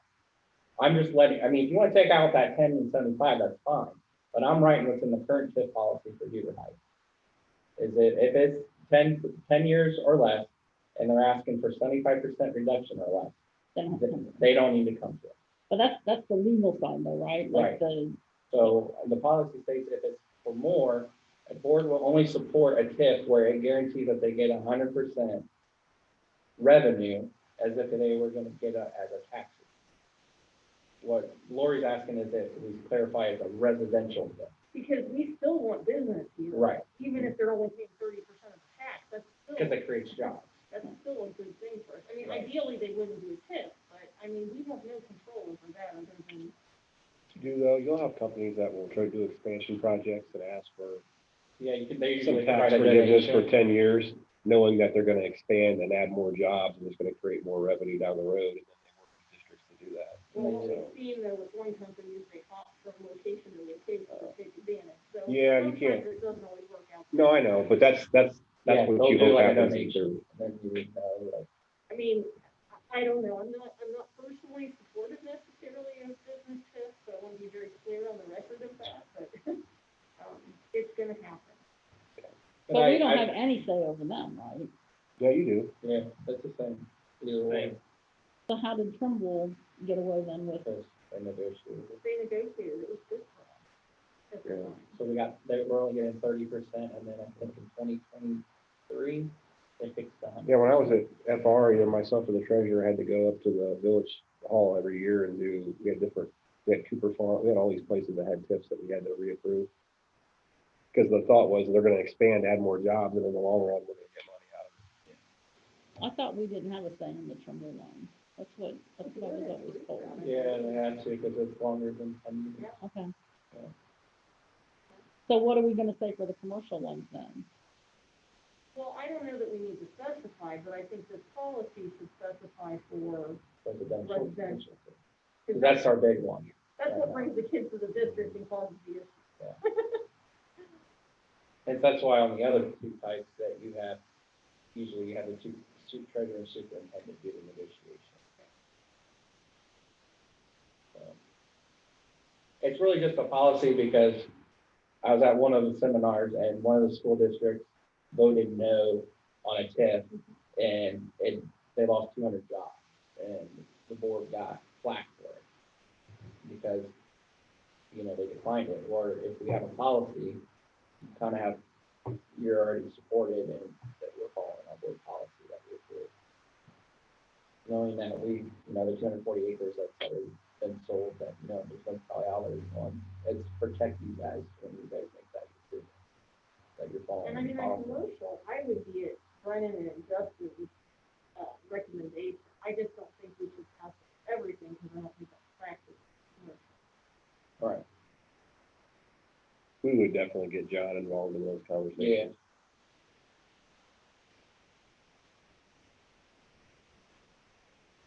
Yeah. So I would do it, but I think we're gonna have are we having a fall Noel update too? Yeah, you usually have one in the fall and the spring. Yeah.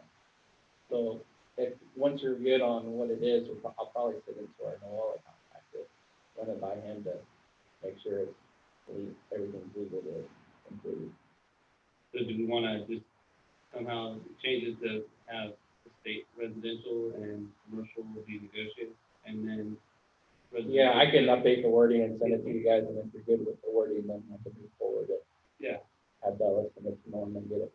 Yeah, if Viola then approves it as that, then we can approve it as part of our Fall update. fall update. Does that work? So what happens when, like you were saying, they turn something down and when the board turns something down, got flagged for it? Does the company just go ahead or what happens? No, I can't do it. They don't get the agreement. And you have to, the board has to sign off. You have to get notice and then you have 14 days to decide and you have either approve, to reject, or counter offer. Usually you have a counter offer. So in that case, the company just left. Yeah. So that's how I got it. I was like, well, hey, we got 4 tips already, and I know we're probably gonna have a couple more coming.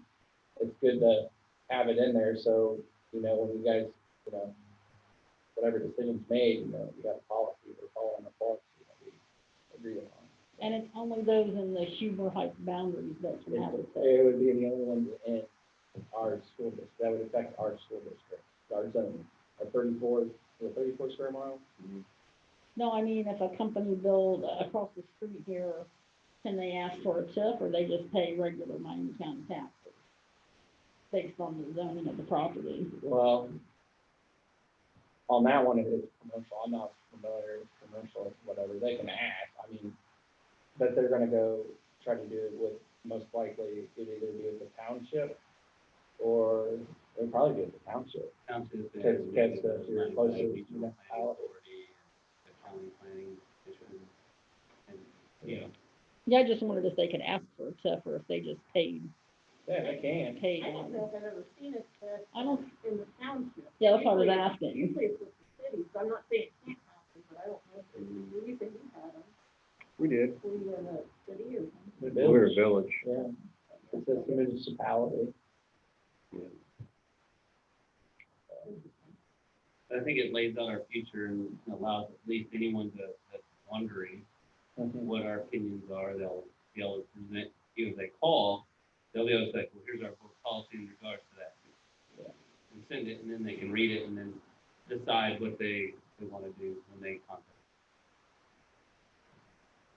That's the way I read it, is like, okay, this is something for us to state as our policy so that anyone looking to come change, to build in these parameters under a TIF, what we're saying we will accept. And I will be honest, this is the first tip I've come across where it's 100%. So we're getting 100% of the vote of the tax. Usually we don't do that, so. Kudos to them. That's good. Like, Yeah. whoever decided that was a good decision. Well, but we don't get it on everything. Because they have, like, what about the senior living and stuff? I thought there was exclusions or. Well, they get, Abatement on they get, something. they get, homestead rollback, but that's paid by the state. But we don't get income from that. You get a tip, yeah, it's part of the tip. I get a homestead rollback from the tip, from the state. Same as I get a homestead rollback from property taxes. Because we're collecting as whatever levies we had in place at the time of the tip. Was done. So we have I 4 thought levies. Huber had some tax abatement, some special ones for part of the property. That's Well, all they I'm would saying. have, they have their income tax that they charge, so Huber could have abated their portions of other taxes in county, city tax, But not the TIF part. but the TIF allowed us to say, we don't care what you're doing with your taxes. Right, we want Say 100%. we're getting this. So Okay. they could have abated Yeah, some city taxes for them, but it didn't affect us. yeah.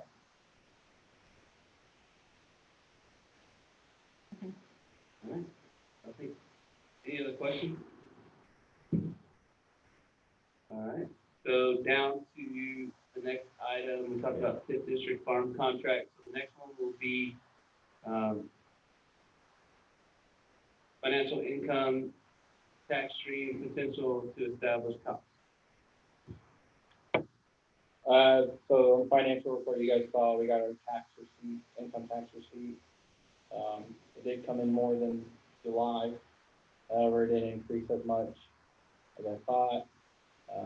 Part of that is, the filing deadline was extended 3 months, as well as if the filing deadline, if you have, self-income, or, people that haven't reported all their income yet, so that, so as of this time, I'm not changing my projections for this year. I'm still projecting about a 5% increase. We've been averaging about a 9-10% increase the last 2 years. So I just wanted to let you guys know, yeah, we did get a little bit more. However, it did come under my projection, but I'm still confident, as also how Office Budget Management showed based off their projections to actual things are getting better related to income tax, sales tax, and automotive actually was 25% above what they projected. So people things are getting back to normal. So as of this time, I don't see a need to adjust that revenue stream, so that's good. For the certificate of participation, I met with Patrick King and Jennifer Blazer the other day. There's 2 things that have come up in order to move forward with issuing debt related to the first part of the master facility plan. Since we do not own the land, we will need to pay off the debt related to that land. Since this was purchased with the OASBO pool, one of the stipulations is you can't put additional lien on the land. Hence, we would be putting a new building, which we would owe debt on, so that would be considered a lien. So we currently owe $564,000. Patrick is going to call to find out the updated payoff amount. He's thinking it's going to be a lot better just because of the current economic situation and interest rates and everything are not as high. So once I get that, I'll relay that. But I believe the last time we checked, when I first started, it was about $80,000, I think was the early payoff amount. So even with that total, if it's 640, I still don't see any issue going forward with the project. As I said, with the certification of participation, we can determine, I can work with Patrick to determine the amortization schedule. So we could not have as high payment at the beginning as first anticipated. We can backdate it a little bit. Also keep in mind that if we do this on our own, we obviously are going to get a credit from OCC, which will help us, we can either apply that to something else or help pay off the current debt. I would traditionally help pay off the current debt. So that's also the thing to look at, as well as our growth. So even with this little snafu, I don't see anything hindering us to move forward. The second one was, in order, part of certificate of participation is the issuance once some sort of insurance. So they would most likely want interest in the high school until the elementary is in the athletic facility completed. And then they would shift to those until we pay off the debt. Those were the only 2 little things. So What was that second thing? they want, in order for us to do the certificate of participation, the person doing the cost would want insurance. So what they do is they usually, you give them an interest in something. So most likely they would want an interest in this high school. So in case we fell through and didn't do the building project, if we didn't, oh no, we're not going to finish the elementary, they would have insurance, and hence they would have this high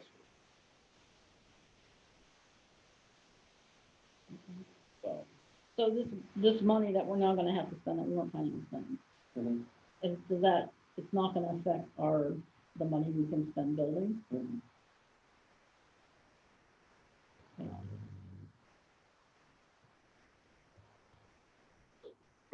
Sounds great. One payment versus 2. And as long as they allow us to shift that we're already planning that amount going out and seeing the first 2 payments. Yeah, I can lower it a little bit, spread it out, and they'll lay it out. Spread it out a little bit more. Yeah. But like I said, next month we're getting another payment, so we'll even have more. So. Well, then we'll own it at that point. So that'll be great in that aspect. Mm-hmm. And then we can work through.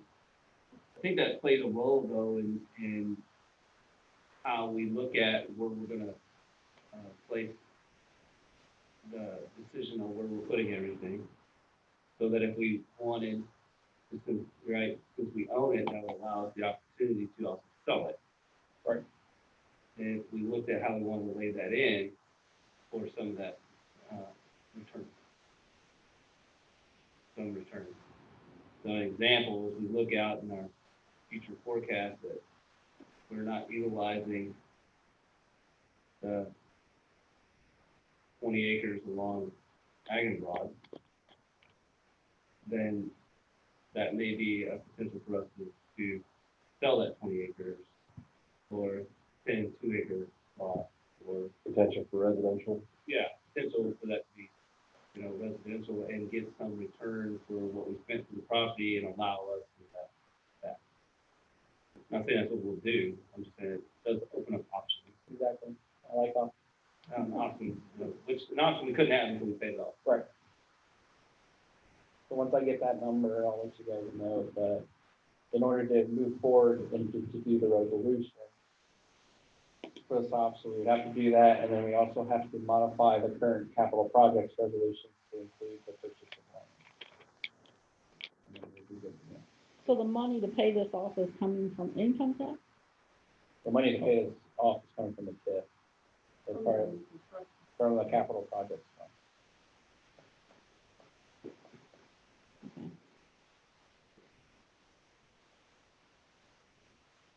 I'm not sure I understand why we have the money to pay this if we didn't have the money to go above the 28.5 million. Because that was the amount I was comfortable at. We probably could have gone more, but I'm not a 5-year future knowing what the coronavirus is right now. I'm not gonna put a higher number out there than I'm not comfortable with. And we looked at this when I first started to pay it off. Yep, and we chose not to. Yeah, because of the penalty. I'm not debating that. Yeah. I'm just not understanding why there's more money now to spend than when I ask questions about other money, there's no money. No, I think it's, because this isn't something we were gonna choose to do in the first place. Right. This is now a stipulation that we have to do it to go forward, so, and we had that money sitting there that we're gonna utilize in the LFI to pay for some of that. I mean, we bought the land for $997,000 and we're paying $2 million in interest on it. Total. For the expectancy of the. The lot, yeah, 30 years. 30 years. We're still gonna save money by paying it off earlier than maintaining it. And honestly, Julie, we had budgeted in future years paying it off, so Right. he's. And that's gonna free up, then that's gonna free up about 40,000 in your TI It's to not, be used for something else. it's not just found money, there's money in future years we're not spending. It would be Right. that. Yeah. your So, but current before when we rate. looked at paying it off, we said it wouldn't save us money to pay it off. Yeah, it did. It would save us $170,000. I remember that off the top of my head. Because I did what was remaining left to pay, including the principal payment, accrued interest for the 3 months, and then the early payoff was like $170,000 that we would save. Well, why didn't we pay it off then? You guys didn't want to pay it all. We didn't want to spend it. You didn't want to pay it all? We wanted to get penalty. Now, in my opinion, we don't have the.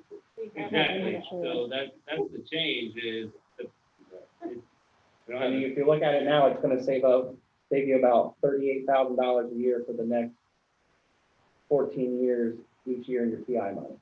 So if you take 38 times 14.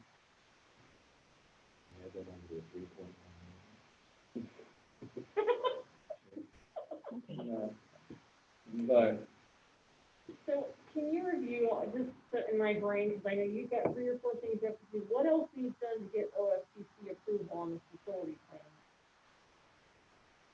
Well, you're gonna need to develop a blueprint of what it's going to look like based on those options that were provided to you in the slideshow today. But I would caution you that what's approved in your facilities plan may not end up what your facilities plan looks like. So I think what happened previously was a lot of grand plans were presented, and then when they didn't come to fruition, people anticipated those things happening. So I would be very cautious of how much you display once you do your billboards and want to have things out there. I think you display what you know is going to happen in the first phase, and you have that as a working document. That's my opinion. So It's a little different situation right now. We had to get a 7.94 bond issue passed. I know. So that's why we put it on. Yeah. Now the community doesn't have to fund anything. They're gonna be happy. They're gonna get a, what, $3 million check? Well, it's not a check, it's just we don't have to collect. Yeah. I mean, there's two really big happy news. So, things. but it's still. You it's save still them, you taxpayer. save them $3 million that they don't have to pay back in principal, and you're essentially getting them a K-5 building and the start of an athletic complex, so they didn't have to pay any additional money. So you're in a little different situation. I know, agree. I know. Well, and one thing was last time, and I'm not being critical, I'm just saying, I just really want to caution of which. it's a fair caution, and one thing last time was nothing was marked future, even though the plans for it were future. Well, those are some of the So- conversations that I've had as far as, you know, if you want to put something out like that, make sure you emphasize It's labeled, future, absolutely. and then you I don't did- get caught. I did ask about that in the last facilities meeting, Yeah. not about future, about what was needed for the OFCC plan. Levin Porter actually said the diagram is not part of the OFCC submission. It can be, but they don't have to. Well, he said it's an addendum usually after the fact. Yeah. They don't need that. What they need to know is what exactly we're gonna build, Yeah. not necessarily where. So is it gonna be a K-5 and how many students? And I think even he said they didn't really care about the stadium because it's LFI money. Just depends. So, Some include it as part of it, some don't. and what he said at the last meeting was, they're waiting for the new numbers, and that's really what's gonna let them finish the plan. The last conversation I had with them is we're proceeding as is because they still have the 1920 numbers, and Valerie didn't know if OFCC was going to get them updated before our plan was considered and potentially approved, which could be a feather in our pocket because we already had planned for at least a 5% increase in construction costs, which may give us some additional funds to do some other things with as well. But once again, not promising that at all. Right. And also, the other part was, I forgot to mention is, for the certificate of participation, we would have to do some type of improvement to the high school building, which, if you remember, the second phase had upgrades that we would have to do. So we would just say that, and then we don't do a dollar amount, but we would have to do some form of upgrade. So I would work with the architect on where it doesn't have to be a dollar amount, but that will be a part of a required of it for the issue. So is there a time frame on that, or we have 10 years to do that? That's a good question. I didn't get a time frame, but I would imagine, I don't know, I would have to ask Jennifer on that one, but if it's like it's same as your general obligation, then you have to spend so much within the first 12 months, 24 months, 36 months. So, that, yeah, I can ask that. I didn't even think about that, but yeah, it won't be a lot, but it'll be something, and obviously with the OFCC, the second phase, that was part of improvements to the high school. We would just look at something and do it and satisfy that requirement. So it can be something small. Yeah. It doesn't have to be some. Yeah, grand- she just said improvement, so it doesn't have to be full blown. Seriously, I know everybody laughed, but why couldn't we publicize that savings and interest along with the other? I know it can't be combined, with the 3.1 and the savings and interest on this money. You could, but you're gonna have some expense up front, but you're probably gonna save some money. Right. You just look at like what you paid for it, how much you paid in interest over, say, $2 million over. Well, that was over the life of it for 30 years. They got it in what, 04, I believe? 2000 or 2004. The land was purchased in 2004. So You're looking at 20 years of that though. yeah. So That's over about 2000. Yeah, so probably about $1 million. So. And like Jacob said, it gives you a lot of flexibility when you order. And then it's gonna free up money for the guys too. And we didn't know, remember, a year ago, we weren't sure if we were gonna have to build an intermediate structure. I think that was the reason. I don't think it was because we didn't want to pay the penalty. I I didn't think, wanna pay the penalty. but- well, I mean, I'm in agreement there that because of the way it was structured, but I think it was because the unknown of having to spend it on maybe a metal building or something that, the recommendation was not to But do now we it. have a clear choice. Yeah. And, Agreed. and that was one of the things where we don't want to spend in case we need it for something else with regards until we have the master facility plan. We don't want to do anything. There's that as well. Right. I think that was one of our other arguments associated with the penalty. Just I hate paying penalty. Only in America you get. You penalty get for paying punished it off for doing what early. you should do, which is pay off your debt And I early. will put a feather in Brennan's cap, because I still remember a year ago, he wanted us to pay it off, and we were like, but we don't want to, and so, see, we should have listened. And, it might actually be a lower penalty payment now with the current situation, so. Right, Yeah, Might be able to so, negotiate a better you deal. know, it might be a blessing in disguise, so, yeah, so, yeah, once I know all that, I'll let you know, but, the resolution we're probably shooting for October. Cause we have to take some time to write it up and, Are we gonna be in danger of, I mean, I just wanna make sure, does OSBC require that top funding to be put in place before that, or? no, they're just approving the plan, they don't And matter our, about, and our rate. yeah. If it Right, changes, right. Yeah. But we didn't know when, September? then we have Yeah, it's okay. 1 year to Okay, Pass it, yeah. pass to it. ensure that we have funding for the project. okay, cool. Yeah, so we'll be I fine. just wanted to make sure the funding wasn't. No, you're right, yeah, no, we should be good. Frustrated. Yeah, and 1 year is secure. Yeah, I'm hoping that rate's about 80%. It'll be about additional $2 million. Put that on there too. All right, any other comments in regards to? Minus the penalty. Yeah. All right, moving on to G, our auction. Like I said, I can probably share more on Monday once I know. The auctioneer is out here today, took pictures of everything. He said most likely by, I got somebody going, the logo, I forgot to do that. Most likely Thursday afternoon, they'll send me a link to look at it. And then, I believe, what was it, August 16th was the on-site, and he said the time would be between 2 and 4. We're also going to follow our policy when it comes to masks and everything. But that gives the time after he does it for 2 to 4 because most of the people are going to come look at the kitchen equipment at a restaurant. And so he does that too because then lunch is done serving and then they're available. So we'll have an opportunity to look at all that. You don't think anybody will come look at the compressor since it's new and it's more residential than commercial, so, and then I believe August 18th is gonna be the online auction, and then, he's gonna have, they'll oversee everything for whoever is the highest bidder for every item. They'll, oversee them coming to, take it. So, the only thing that we'll have to do is make sure that we disconnect the electric and the water. So when people come to view, they go to the kitchen and then they go to the compressor and then they go to the tools. Yeah, I think he's only gonna have it for the, tools and the, kitchen, because that compressor's never been used. Yeah. And they have it blocked off, so we have it where they're gonna enter, everything's gonna be blocked off.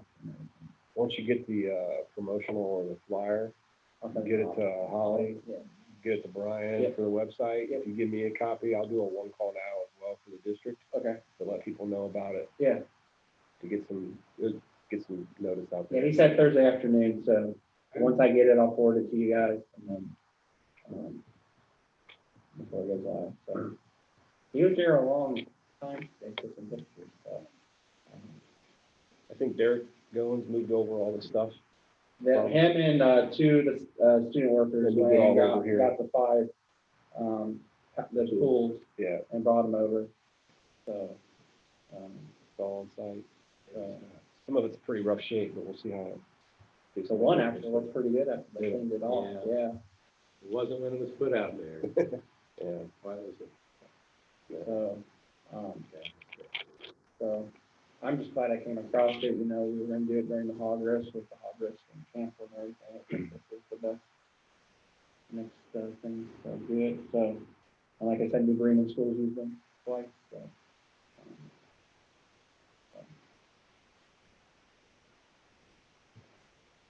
All right, sounds great. Next up is executive session.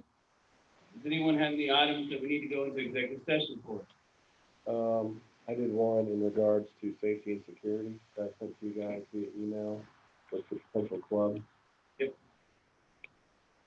So we know that is number 4. That was the one I asked. right. Executive session number 4.